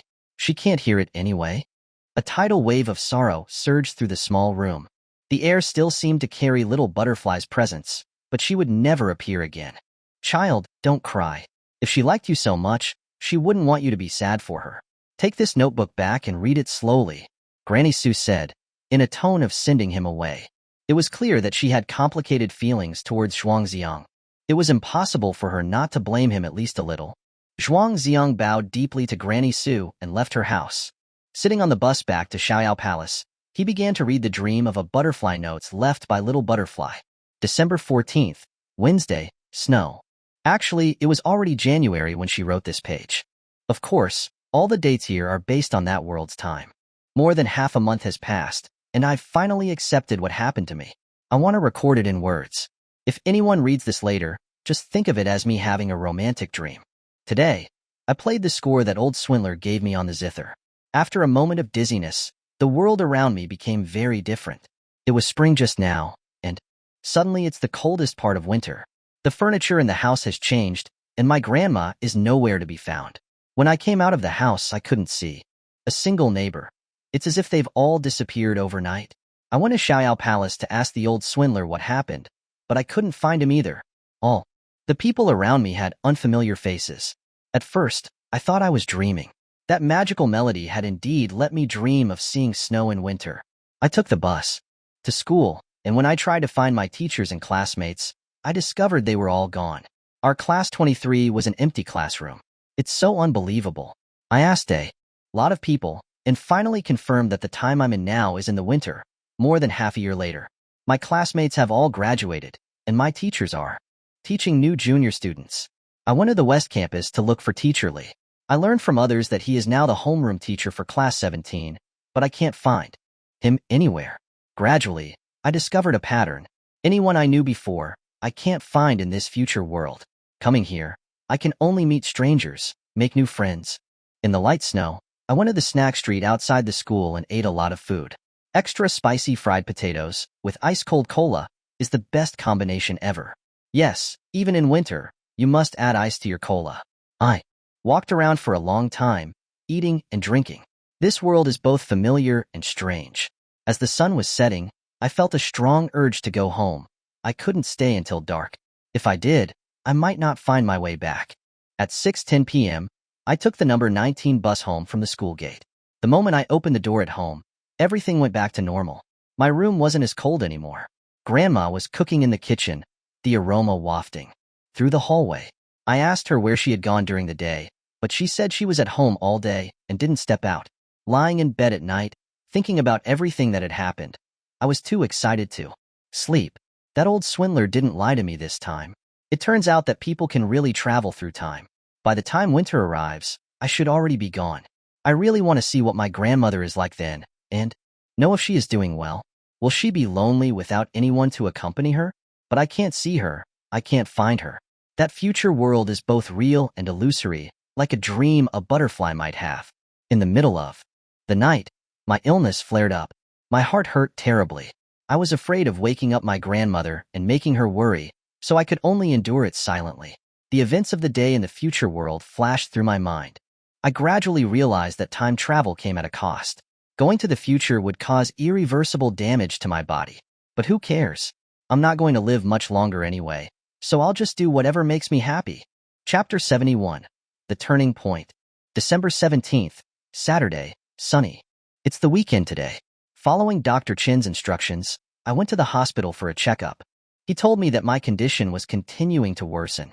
Besides a handful of pills and a few words of comfort, he couldn't give me anything else. After returning home, I couldn't resist playing Dream of a Butterfly again and going to the future winter. Although I don't know anyone in that world, I really like it there. Because no one knows about my illness. Everyone treats me like a normal person. Unlike Teacher Lee, who always makes allowances for me, and doesn't even get angry about me impersonating his signature. I bought a lot of delicious food, but I didn't have any friends to share it with, so I went to West Hill Park to feed the stray cats. The little cats there were all dirty, but they were cute in their own ways. I named the biggest yellow cat Tiger. He's got a square head and is as greedy as a glutton. There were two cream-colored kittens that looked alike. Perhaps they were brothers. I named one Pudding and the other Cheese. But the one I like the most is a small gray cat. He's always a bit silly, walking slowly and unable to fight for food with the other cats. He's a lot like that silly cat from cartoons, so I named him Tom. Such a nice name. I played the whole day again and came back in the evening. The future world is so interesting, but a little lonely. If I could find a friend to play with me, it would be great. Being playful comes at a cost. By the evening, I was in excruciating pain. I've decided I'll go there once every weekend. I'll feed the cats and then come back. It's late spring here, and the peach blossoms have already fallen. If I wait a little while longer, I can go see peach blossoms in the future. This was Little Butterfly's second diary entry, recording her second time traveling from the past to the present. Zhuang Zi'ang remembered that the sweet potato vendor and the park sanitation worker had both said that they first saw her 3 months ago, which was during winter. No wonder little butterfly had to take the bus home by 6:10 p.m. No wonder she would inexplicably disappear for a few days. No wonder she had cried so uncontrollably when she learned about Granny Su from Zhuang Zi'ang. Everything made sense now. On the bus, Zhuang Zi'ang read these playful yet tender words, crying uncontrollably. It was the most romantic dream a girl with a terminal illness and little time left could have. Little butterfly, did I dream of you? Or did you dream of me? After getting off the bus, Zhuang Zi'ang went to Xiaoyao Palace again and found Zhang Banxian. He handed the notebook to him. Master, I found the answer. After reading Little Butterfly's first diary entry, Zhang Banxian was also dumbfounded. So that's how it is. He pulled out the score for Dream of a Butterfly, pointed at the classical Chinese text, and told Zhuang Zi'ang that its meaning was very similar to Little Butterfly's records. In essence, the melody allowed people to travel through time, but it caused irreversible damage to the body. When you went to the future, you couldn't see the people you knew before. You could only make new friends. You had to return to your original world before dark, otherwise, you might pay with your life. I'm the one who hurt that child. If I hadn't taught her this song, she might have lived a little longer, Zhang Banxian sighed. No, she was grateful to you for giving her the chance to see a new world, Zhuang Zi'ang said sadly. Little Butterfly's words were full of warmth. Even though she had to endure the pain in her body, she insisted on going to the future every weekend. The dozen or so entries that followed documented her observations in the future every weekend. She used heartfelt words to write about the little that was left of her life, about her love for the world. 3 months later, a turning point arrived. This entry was much longer than any of the others. March 15th, Wednesday, sunny. Recently, my condition has been getting worse. Dr. Chen asked me worriedly if I'd been taking my medicine regularly. Of course, I couldn't tell him that I was a time traveler and that I naturally had to pay a small price. I gave him a bunch of the peach blossoms I brought back last time, wishing him a good mood. He was still mumbling, saying that there are no peach blossoms in this season. This middle-aged uncle with a receding hairline is pretty interesting. Today is not the weekend. I shouldn't have gone over there, but the school had a talent show, and I carried my zither with me to school. After the show ended, while they were having PE class, I couldn't hold myself back and played that unique melody. That magical power sent me to the future. This experience was more interesting than any other time. I appeared in the ginkgo tree at the northwest corner of the school's basketball court. In front of me was a boy wearing a floral shirt, crying uncontrollably, which made my heart ache. It's really rare to see a student wearing such flashy clothes. He said his name was Zhuang Zi'ang, from class 9. He looked extremely heartbroken. I don't know why, but I really wanted to help him, to stop him from crying. I teased him and asked him to help me put on my shoes. He was so clumsy, and the bow he tied was so ugly. After school at noon, I took him to eat fried potatoes. He told me his story, which made me feel bad. What a pitiful child. While he was eating, he started to have a nosebleed. I get nosebleeds sometimes, so I know how to stop them. I cradled the back of his head, looked at his features from up close. He's quite handsome. He's my junior. He should be a year younger than me. But in this strange timeline, we should be the same age, so we're not siblings, right? Then we went to eat a lot of delicious food and went to the river to fish together. We shared bad jokes and ate snacks and naturally became friends. Being with him is very fun. I wanted to make him happy. At the same time, he makes me very happy, and I almost forget that I'm a terminally ill patient. The time flew by. It was so fast. When the sun began to set, I had to go back. If I could, I really wanted to stay with him all night, because he's the first friend I made in that world. When I went to Xiaoyao Palace, I went to the pharmacy and bought a tube of nosebleed medication. The doctor said it was very effective. I had already decided on the bus that I'd go to see him again tomorrow. If I go tomorrow, I won't go on the weekend. Let me be a little selfish. As expected at night, my whole body started to ache. The painkillers Dr. Chun gave me had no effect at all. I probably can't play that melody much more. I'll go see Zhuang Zi'ang 2 or 3 more times, make him happy and optimistic, and then I'll stop going over there. I only wanted to see snow in the first place. One shouldn't be too greedy. I wonder if he'll miss me when we can't see each other anymore? Chapter 72. Finding a reason to see him. Zhuang Zi'ang's name appeared in Little Butterfly's diary for the first time. He would never forget the beauty of that first meeting. On that day, Zhuang Zi'ang had just been diagnosed with cancer. Fate brought together two teenagers who had incurable diseases, crossing through time and space to meet. Little Butterfly wanted to make Zhuang Zi'ang happy, so she broke the rule she had set for herself and frequently used Dream of a Butterfly to travel. At first, she only treated this unhappy boy as a friend. Judging from that day's writing, she didn't realize at all that she would fall deeper and deeper. March 16th, Thursday, cloudy.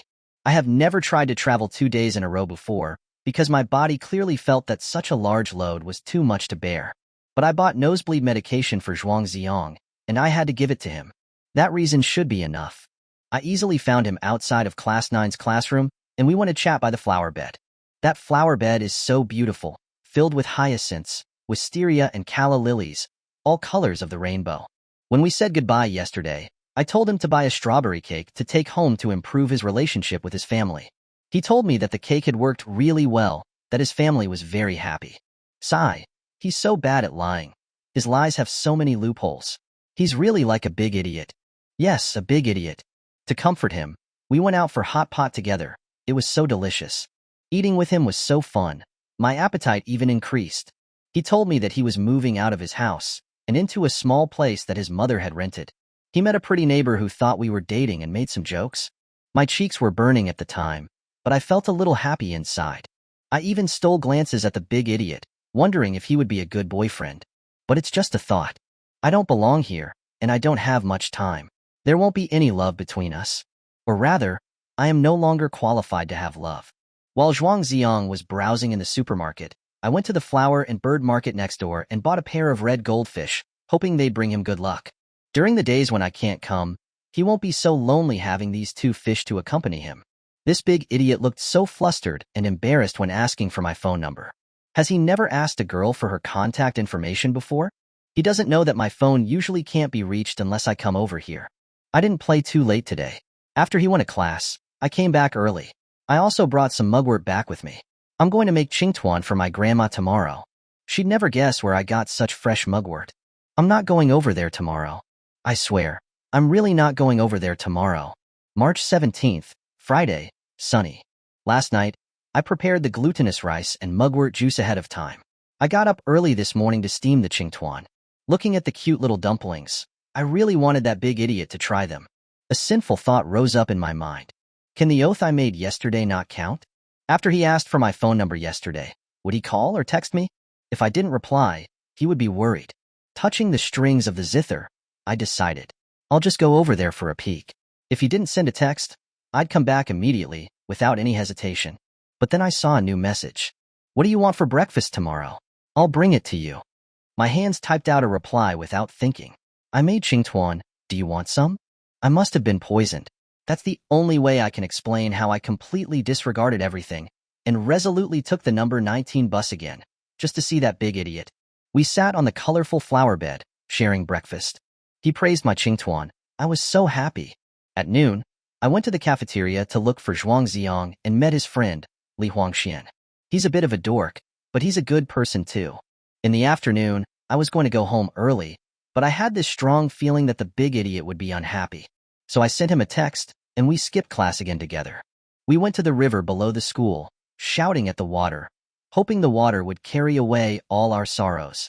I call him Big Idiot, and he calls me Little Silly. I'm not silly at all. He cried so sadly because of his family issues, big tears falling into the river. Seeing him sad, I became very sad too, and I started to cry. When my illness acts up, I'm in so much pain, but I can always hold back the tears. But I can't bear to see him sad. I thought that I'd probably only see him 2 or 3 more times, so I became even sadder. I didn't dare tell him the truth. I was becoming more and more afraid of separation. When the sun was setting, I had to go home. I kept telling myself that I couldn't come here again. It had been 3 days in a row. I shouldn't be so willful. But he asked me to go kite flying with him tomorrow. It was so difficult to refuse. When the bus came, I made a pinky promise with him. You can't go back on a pinky promise, so I definitely had to come tomorrow. I was acting like a little kid, always trying to find excuses for myself, finding a reason to see him. When I got home that night, I started taking a lot of medicine. Those medicines are so bitter, so hard to swallow. But thinking about seeing him, they didn't seem so bitter. I knew very well that if I continued to be this willful, I would die very soon. but a moth would always fly headfirst towards a flame. If, one day, I could die in his arms, I would be willing to do so. After reading 3 days of Little Butterfly's diary entries, Zhuang Zi'ang's heart was pierced with pain. It turned out Little Butterfly had sacrificed so much for him. She had even sacrificed her health, just to make him happy and play with him. It turned out that both of them were hiding huge secrets in their hearts, secrets they dared not tell the other. It turned out that their wonderful relationship was doomed to be brief and tragic. Master, did she really tell you that she would never play Dream of a Butterfly again? After reading Little Butterfly's diary, Zhuang Zi'ang realized that she often went back on her word. She could break an oath she made yesterday today. So, he began to hold onto a sliver of hope again. Would she come back again? Zhang Banxian flipped to the last page of the notebook and pointed to the 2 lines of text. Here is where it ends. Do you think she'll come back? The light in Zhuang Zi'ang's eyes dimmed instantly. Yes, if Little Butterfly was going to appear again, he would have the chance to explain everything to her. Then her diary wouldn't have ended on that day. It was already too late. Anyway, she's already gone. Is there any difference whether she left loving you or hating you? Zhang Banxian asked indifferently. In reality, his own heart was also incredibly complex and conflicted. He had taught Little Butterfly Dream of a Butterfly, allowing her to have a tragic and beautiful love at the end of her life. Had he done the right thing or the wrong thing? Chapter 73. The Story of a Girl Falling in Love. Little Butterfly's diary was practically the story of a girl falling in love. She meticulously wrote down every little detail of her time with Zhuang Zi'ang, pouring all of her feelings into the pages. On the weekends, they flew kites together, ate barbecue, and drank beer. Zhuang Zi'ang was surprised to discover that she knew about that accidental kiss after he got drunk. She just didn't want to mention it because she was afraid of feeling awkward. It was also her first kiss. A sentence she had written in her diary made Zhuang Zi'ang burst into tears. So that's what a boy's mouth tastes like, beer. Overusing Dream of a Butterfly was accelerating the decline of Little Butterfly's health. By the next week, they had to face their first separation. March 21st, Tuesday, sunny. Dr. Chun kept asking me if I had followed his advice and taken my medicine regularly. I didn't dare tell him that I was doing something that would lead me to my own death. Based on the checkup report, my condition was rapidly deteriorating. I had reached the point where I had to get surgery. The surgery only had a 60% chance of success. Even if it was successful, it would only buy me a month or 2. I'm about to not be able to see the big idiot again. Today is the day of his monthly exams. The day before, I asked the old swindler for a prayer string, hoping it could bring him good luck. I have to say, that old swindler is really bad at braiding strings. Big idiot, if I don't come back, this is for you as a memento. Maybe I'm just a passerby in his life. We've only known each other for a week. He might never think of me again. But after the test, he told me he likes me, and I didn't dare give him an answer. Because I have no future. Lying on his bed, I told him that I would be gone for a few days. When I was saying it, I didn't dare look him in the eyes because I was afraid of seeing the disappointment in them. I also didn't dare tell him that I might never come back. I greedily held his hand, terrified that I would completely lose him if I let go. Saying goodbye by the flower bed filled with hyacinths, I hugged him from behind. He doesn't know, but I secretly kissed him on his back. I hope I have enough courage to calmly walk into the operating room. I hope I can still come back and see you. Zhuang Zi'ang remembered that Little Butterfly had disappeared for a whole week. She didn't appear again until the following Wednesday. During that week, she sent him a text. I miss you so much. This showed that she had come to the future once, but had to go back immediately because of the pain her illness was causing her. It was hard to imagine what a dark and frightening week she had gone through. Her big idiot had become the motivation for her to live. At that time, Zhuang Zi'ang would never have thought that they had almost experienced a life-and-death separation. After almost having a near-death experience, Little Butterfly was clearly more haggard, but she remained optimistic. She tried her best to infect the big idiot by spreading her joyful mood. On the weekend, they went to Manhwa village together to see the azaleas on the mountains. I miss you so much, was the most sincere confession between them. But their time together was always so short. When they returned from Manhwa village, they had to face another separation. The origin of all this was the bowl of dufuno, tofu pudding. April 2nd, Sunday, rain. I got up early this morning, used the soybeans that I had soaked overnight, to make dufuno for the big idiot. Just thinking about him eating it made me happy all the way, even when it was raining. I learned about my grandma from the big idiot. After traveling to the future, I can't see my grandmother, and I don't know if she's doing well. Although I know that my grandmother will be very sad after I'm gone, I didn't think that she would be living so poorly. Braving the heavy rain, I looked around Xiaoyao Palace for a long time, but couldn't find any trace of my grandmother. At that time, my heart was aching. I'm not a good child, not filial at all. I'm going to die soon, but I'm only focused on having fun, and I've neglected being there for my grandmother. The big idiot ran a fever after getting caught in the rain trying to find me, and I really wanted to stay and take care of him. But after the surgery, my body couldn't handle frequent time travel anymore. For my grandmother, I can't come over here so often.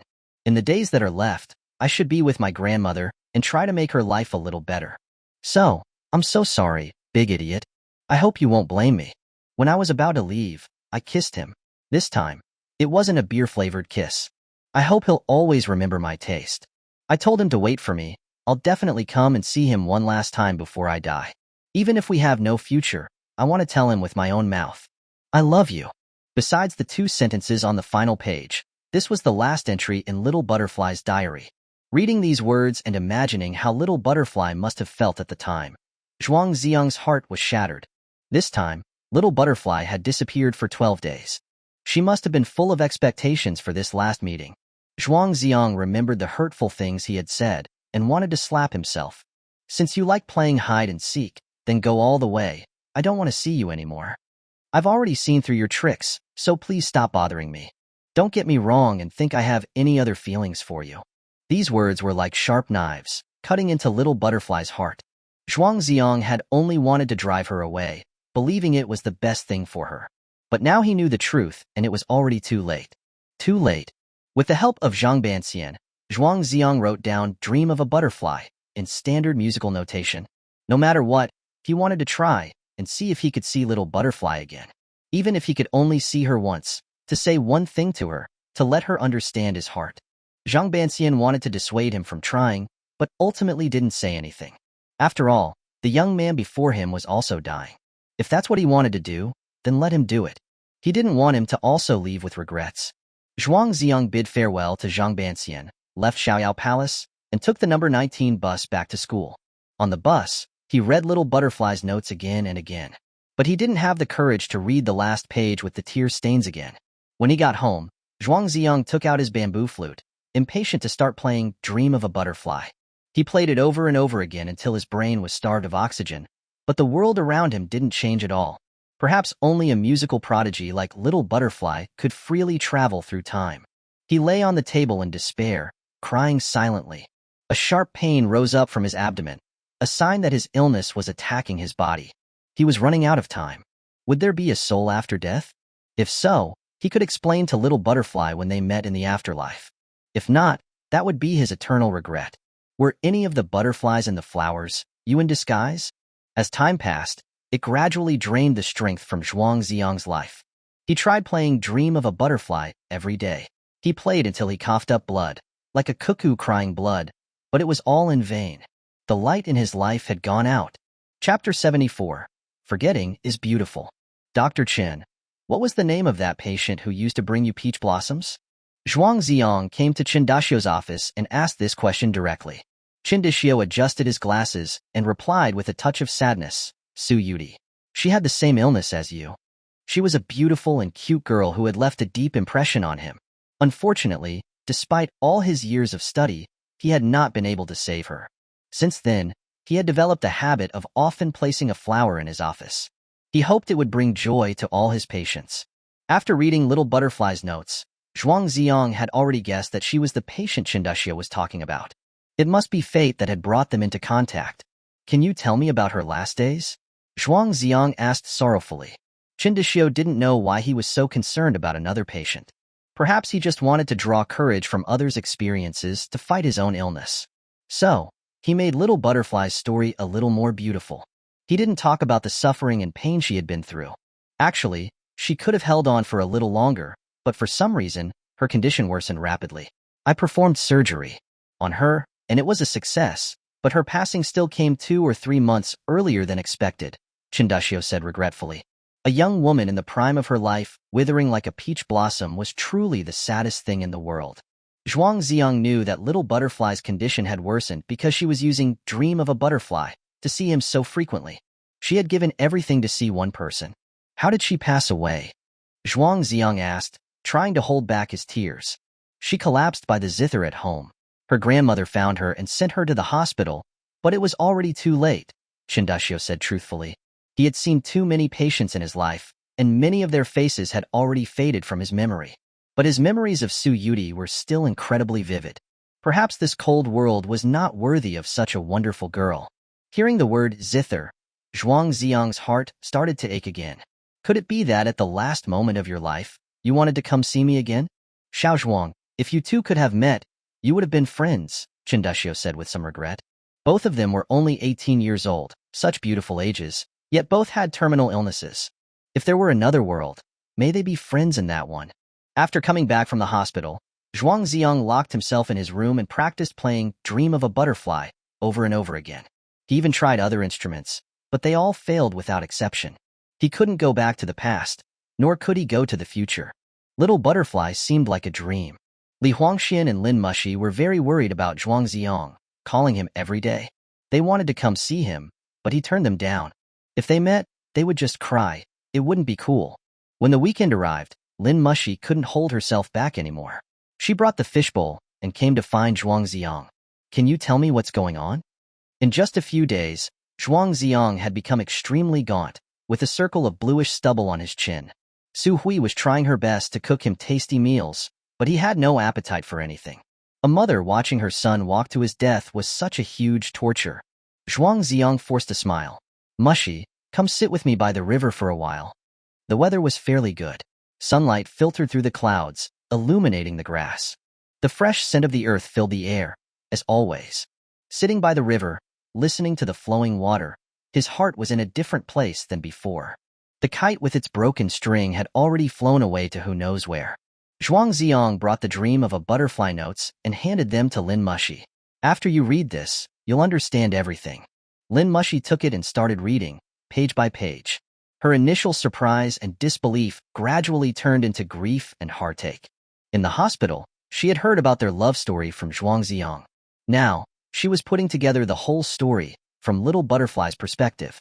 It turned out that it was a mutual rescue between two terminally ill people, crossing through time and space.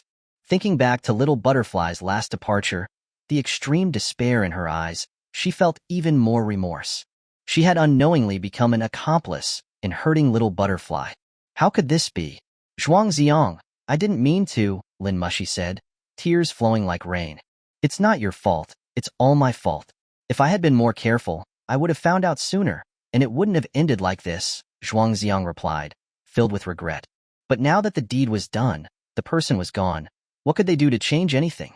Zhuang Zi'ang scooped the two goldfish out of the fishbowl and gently released them into the river, leaving their small fishbowl for a larger world. They would probably forget each other very soon, forgetting their days spent together and being free and carefree. So it seemed that forgetting was something beautiful. Mushi, you should go back now. I'll sit here a little longer. Zhuang Zi'ang, promise me that you will take good care of yourself. Lin Mushi left with tears in her eyes. She guessed that when Zhuang Zi'ang was missing Little Butterfly, he didn't like to be disturbed. The next week was the day of the physics competition. Deng Haijun called Zhuang Zi'ang and asked him to meet at the library to do a final cram session. Haijun, it turns out that time travel is real, Zhuang Zi'ang said as soon as they met. What's the scientific basis for that? Deng Haijun maintained his usual rigor. There's so little we know about science. There are many things we can't explain, Zhuang Zi'ang said wistfully. He would never have believed it before. But after experiencing it personally, he knew that the world was full of wonders. Then Zhuang Zi'ang told Deng Haijun the story of Xiaoyao Palace and Zhang Banxian. Deng Haijun thought it was like listening to a fairy tale. He just smiled and humored him, but didn't believe any of it. In his opinion, Zhuang Zi'ang must have been talking nonsense because he had missed too many classes. Hawking has never seen time travel. Have you? While Deng Haijun was doing practice problems, Zhuang Zi'ang went to get the classic of difficult issues to read. He remembered that Little Butterfly had read this book. Now he understood that she had probably wanted to learn more about her own illness. Unfortunately, there was no concept of cancer in traditional Chinese medicine. There was no answer in the book. When it was almost time for the library to close, Zhuang Zi'ang finally said to Deng Haijun, Haijun, I have a serious illness. We probably won't see each other again. What do you mean? Deng Haijun's hand trembled. Even though he wasn't good with people and didn't know how to read the mood, he still felt a pang of fear when he heard these words. He tried hard to look for some hint that Zhuang Zi'ang was joking. Zhuang Zi'ang didn't let him down, continuing in a joking tone.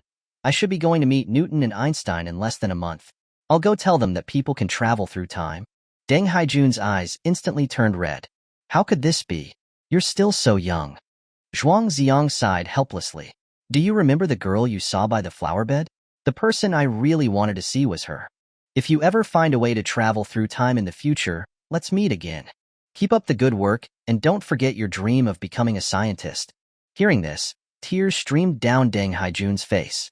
He thought this guy had no feelings and couldn't cry. Chapter 75. Only a few hours left. Illness was eroding Zhuang Zi'ang's body every day, and he barely attended any classes. Most of the time, he stayed at home quietly, spending time with his mother and practicing Dream of a Butterfly. Occasionally, he would go to school and sit by the flower bed or under the ginkgo tree, missing someone who was no longer there. The footsteps of the Grim Reaper were drawing closer. Neither his mother Su Hui, nor his friends Lin Mushi and Li Huangxian could do anything but watch him walk to his death. No amount of sorrow and tears could change the situation. Another week passed, and this Wednesday, Zhuang Zi'ang didn't come to school. Lin Mushi always found herself looking back, her heart empty when she saw his empty seat behind her. She was terrified that she would suddenly hear some terrible news, although she knew that such news would eventually come. After class in the second period in the afternoon, Lin Mushi came out of the bathroom, stood on the second floor, and habitually glanced at the flower bed filled with hyacinths. Suddenly, she saw a figure wearing a white shirt and blue skirt. She was stunned, and then immediately ran down the stairs. She was walking too quickly and nearly tripped twice. When she arrived at the flower bed, it was already empty. Was it just her imagination? Lin Mushi, with tears in her eyes, shouted loudly, Little butterfly, is that you? Come out quickly, we were lying to you last time. Zhuang Zi'ang's always loved you. He doesn't have any time left, please come out and see him one last time. She shouted for a long time, but no one replied. Lin Mushi broke down crying. She squatted down by the flower bed, lamenting for Zhuang Zi'ang and Little Butterfly. As she cried, a pair of pure white canvas shoes appeared in her blurry vision. Moving her eyes up, she saw snow-white calves and an ocean blue skirt.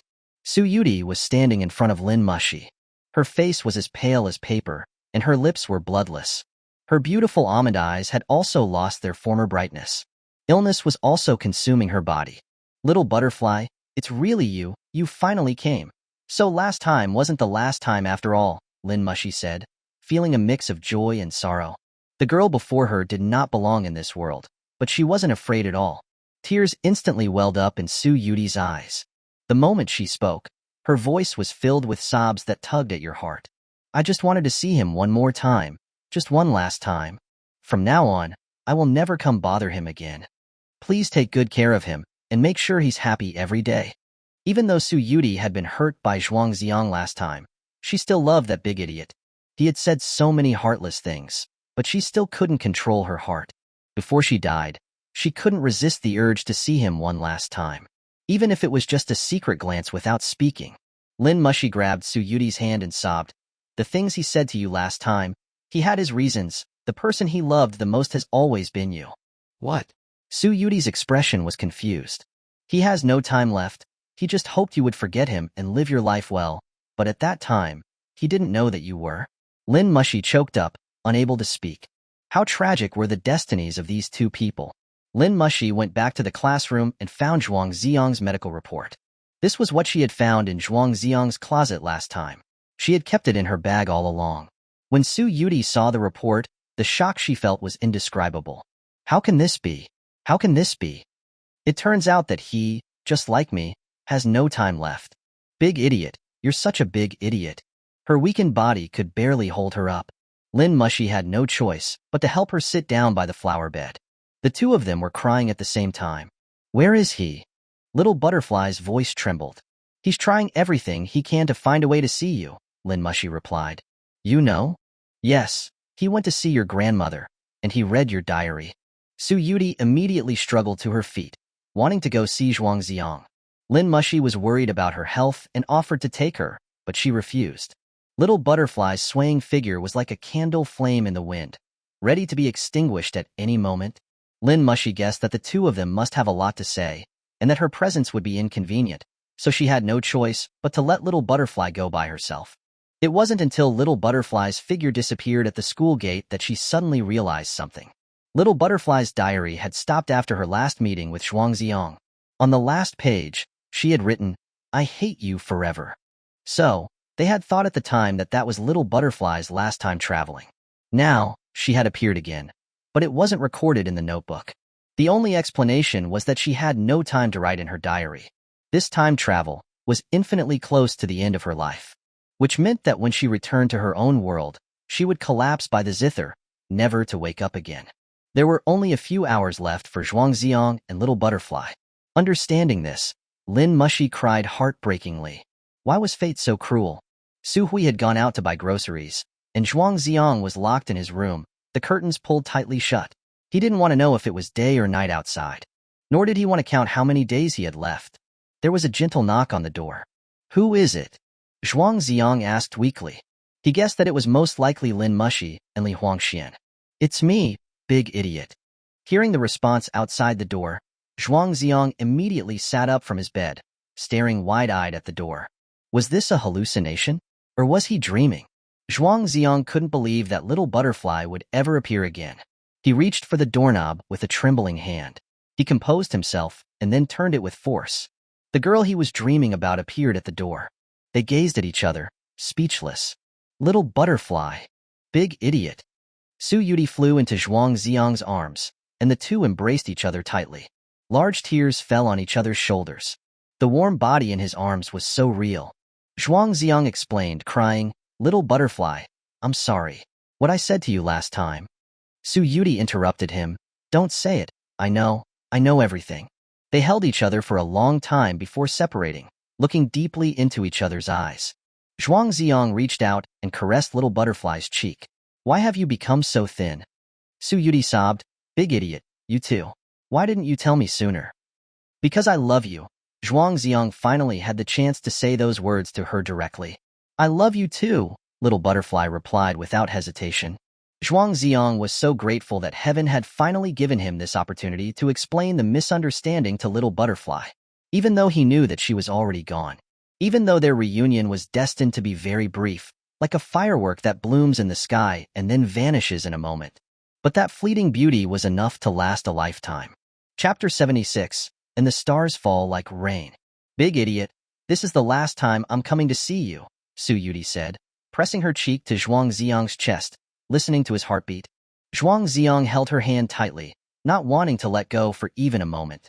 It was as if the moment he let go, she would vanish instantly, never to appear again. Su Yudie looked up, with tears in her eyes, and said, "Do you want to go to Manhwa village one more time?" Zhuang Zi'ang replied sorrowfully, "The way I am now, Grandma and Grandpa would be heartbroken if they saw me. But I want to see Grandpa strike the iron flowers with my own eyes," Su Yudie said, stating her last wish. "Don't you have to go back before dark?" Zhuang Zi'ang asked, a pang of fear rising in his heart. "I'm not going back today. I'm going to stay with you," Su Yudie said firmly. "No, you have to go back. I'll take you to catch the bus at 6:10, Zhuang Zi'ang said, tears streaming down his face. He immediately realized what Little Butterfly meant when she said that she wasn't going back. The classical Chinese text in The Dream of a Butterfly score said that if one did not return to their original world before dark, they would pay with their life. Little Butterfly was willing to die to spend her last moments with him, watching the fleeting beauty of the iron flower show. "Big idiot, I have no time left. Let me remember the most beautiful scene in this world during my last moments, okay?"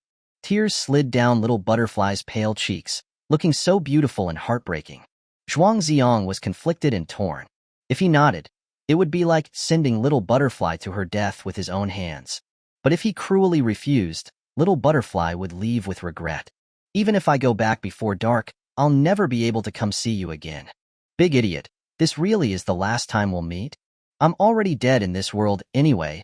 Please fulfill my wish." Su Yudie pleaded with him. Zhuang Zi'ang bit his lip, choked up, and was unable to speak. He just kept shaking his head. His heart was aching as if he had been cut by 1,000 knives. Okay, let's leave right away. After a long silence, Zhuang Zi'ang finally hardened his heart and agreed to Little Butterfly's request. They had only 3 or 4 hours left together. It was already close to nightfall. They didn't have time to slowly take the bus, so they hailed a taxi and headed straight for Manhwa village. Zhuang Zi'ang told his mother and called Zhuang Jiangwo, asking him to prepare in advance. When Zhuang Jiangwo received the call, he was especially happy to hear that Little Butterfly was coming to the village and readily agreed. But he would never have imagined the great sorrow that was quietly approaching. When they arrived at Manhwa village, the sun was setting. The last rays of sunset shone on the azaleas blooming on the mountains. The setting sun was like blood. The flowers were like blood. Thousands of years ago, blacksmiths and Taoists would strike iron flowers together to pray for peace, prosperity, and a good harvest. Nanhua Village, Xiaoyao Palace, Zhuangzhou's dream of a butterfly. All of these have a deep connection to Taoism. Zhuang Zi'ang thought of Zhang Banxian, of dream of a butterfly, and deeply believed in fate and destiny. His encounter with Little Butterfly was perhaps already arranged by fate. Zhuang Jiangwo, with a few other villagers, built a 6-meter-high double-layered flower platform in a barren field, with a tall flagpole in the center, using fresh willow branches. This platform was built with great care, originally designed by Taoists, containing traditional elements such as yin and yang, the 3 powers, Tian, Di, Run, the 4 symbols, the 5 elements, and the 8 trigrams. It had immense cultural significance. Due to natural disasters, wars, and years of turmoil, it had almost been lost. Only in remote villages like Nanhua Village had many traditional cultures been preserved, and you could still find traces of them from 1,000 years ago. When Zhuang Jiangwo saw Zhuang Zi'ang and Su Yudie, the smile on his face disappeared. Zi'ang, Little Butterfly, why do you both look so pale? Zhuang Zi'ang didn't dare tell the truth, so he made up an excuse. There's a flu going around in the city. Zhuang Jiangwo said with concern. You have to take good care of yourselves. Don't make me worry. Zhuang Zi'ang tried his best to hold back his tears, turning his head so his grandfather wouldn't see the tears in his eyes. Night gradually fell, and when the villagers heard that Zhuang Jiangwo was going to perform the Iron Flower Show, they came to watch early. Zhuang Zi'ang and Su Yudie sat on the willow branches, leaning on each other, their hands clasped together. They treasured every second that they spent together. The red furnace heated the molten iron to a temperature of 1,600 degrees Celsius. Even from a distance, you could feel the heat. Before the show officially started, there was a complex sacrificial ceremony. Zhuang Jiangwo respectfully burned incense, played music, warded off evil spirits, and prayed for blessings. May the gods bless us, and may our prosperity be as beautiful as a painting. After the ceremony ended, everyone's attention was focused on Zhuang Jiangwo. They held their breath, full of anticipation. Zhuang Jiangwo used a fresh willow branch to scoop up the red-hot molten iron and with a powerful strike, sent the 1,600-degree molten iron onto the willow branch platform. In that instant, the iron flowers scattered.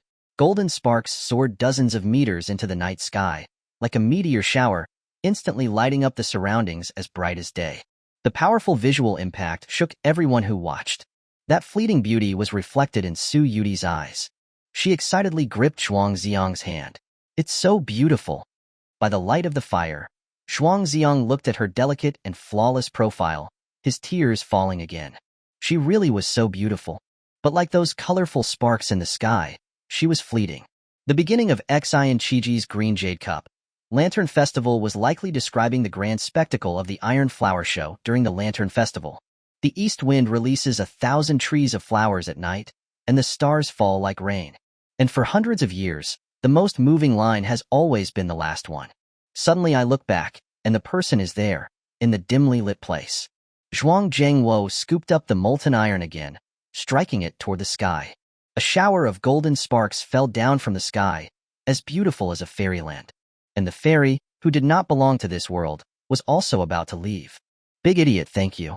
Now that I've seen such a beautiful sight, I have no regrets, Su Yudie said, whispering in Zhuang Zi'ang's ear. Little Butterfly, it's completely dark. Can you no longer go back? Zhuang Zi'ang asked, heartbroken. Your arms are so warm. Let me lie here for a while. Su Yudie leaned in Zhuang Zi'ang's arms, continuing to watch Zhuang Jiangwo's performance. The colorful sparks in the sky continued to bloom again and again, and they were also reflected in Little Butterfly's clear eyes. The world was so beautiful after all. The molten iron was gradually running out, and the performance was coming to an end. All of the villagers who had come to watch it were left with a sense of longing. In the pitch-black darkness, a soft hand touched Zhuang Zi'ang's cheek. "Big idiot, if this is our fate, I'll wait for you in another world." Zhuang Zi'ang grabbed little butterfly's hand. Don't go, don't go." Su Yudie got up from his arms and gently kissed him on the lips. "Remember my taste, so you can find me later." Besides repeatedly saying, "Don't go," Zhuang Zi'ang was no longer able to say anything else. Even though he knew little butterfly was destined to leave. The show completely ended. Zhuang Zhengwo asked some people to turn on the lights, but he found that only Zhuang Zi'ang was sitting in the corner. The other person was nowhere to be seen. Zhuang Zhengwo asked in surprise, "Zi'ang, where's little butterfly?" "She's gone." Zhuang Zi'ang cried out desperately. He knew that at this moment, in that world a year ago, little butterfly had collapsed by her zither, and she would never wake up again. Chapter 77. Zhuangzi's Butterfly Dream. Zhuang Zi'ang spent the night in Manhwa village. The next morning, with tears in his eyes, he bid farewell to the two elderly people. This departure was to be a permanent one. Lin Suzhen, as always, chattered on, giving her grandson endless instructions. "Remember to eat on time, and pay attention to your nutrition. The weather's still a bit chilly, don't wear so little. And remember to bring little butterfly back during the summer vacation." Zhuang Zi'ang could only nod silently. He couldn't bring himself to reveal the truth. Little butterfly would never come back. Zhuang Zhengwo accompanied Zhuang Zi'ang to the village entrance, waiting with him for the bus. "Grandpa, you must find someone to pass on the iron flower forging craft." Zhuang Zhengwo shook his head and sighed. These days, young people are only focused on making money. No one wants to learn this. It's dangerous and doesn't pay well. Zhuang Zi'ang's eyes were firm. There will definitely be someone willing to learn it. There will always be someone in this world who is willing to pursue beautiful things. "Well, when you come back for summer vacation, I'll teach you then," Zhuang Zhengwo said teasingly. "Okay, Grandpa, please take care of yourself. No matter what happens in the future, don't be too sad," Zhuang Zi'ang urged. "Don't worry, this old man has lived long enough to see through everything. Nothing can make me sad anymore." Zhuang Zhengwo stroked his beard and smiled, completely oblivious to the deeper meaning in Zhuang Zi'ang's words. The bus slowly approached, and the final moment of farewell had arrived. Zhuang Zi'ang stepped onto the bus, waving continuously at Zhuang Zhengwo. Zhuang Zhengwo waved back, murmuring, "Zi'ang, come back soon." As the bus pulled away, the old man's figure grew smaller and smaller. Zhuang Zi'ang's tears flowed like a river. His entire being was enveloped in immense grief.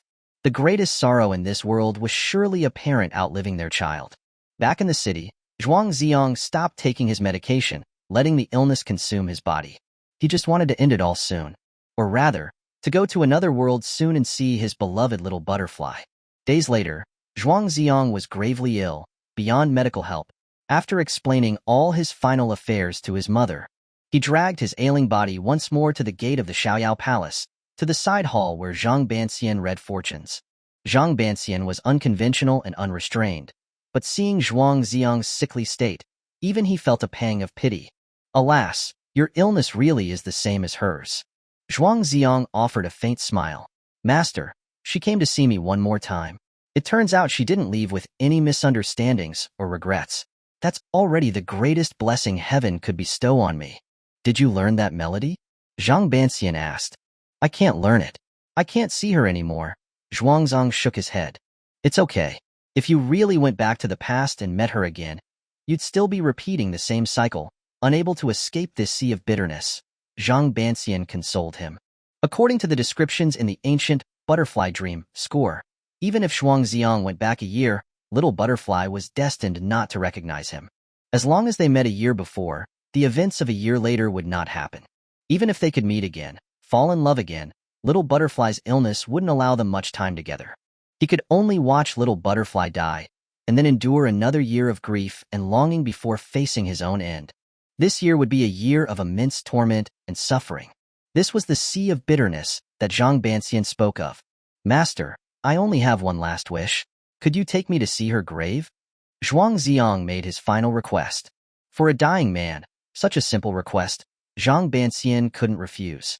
He stopped his fortune-telling work and took Zhuang Zi'ang to Qiushui town. Su Yudie's grave was on a hillside south of the town.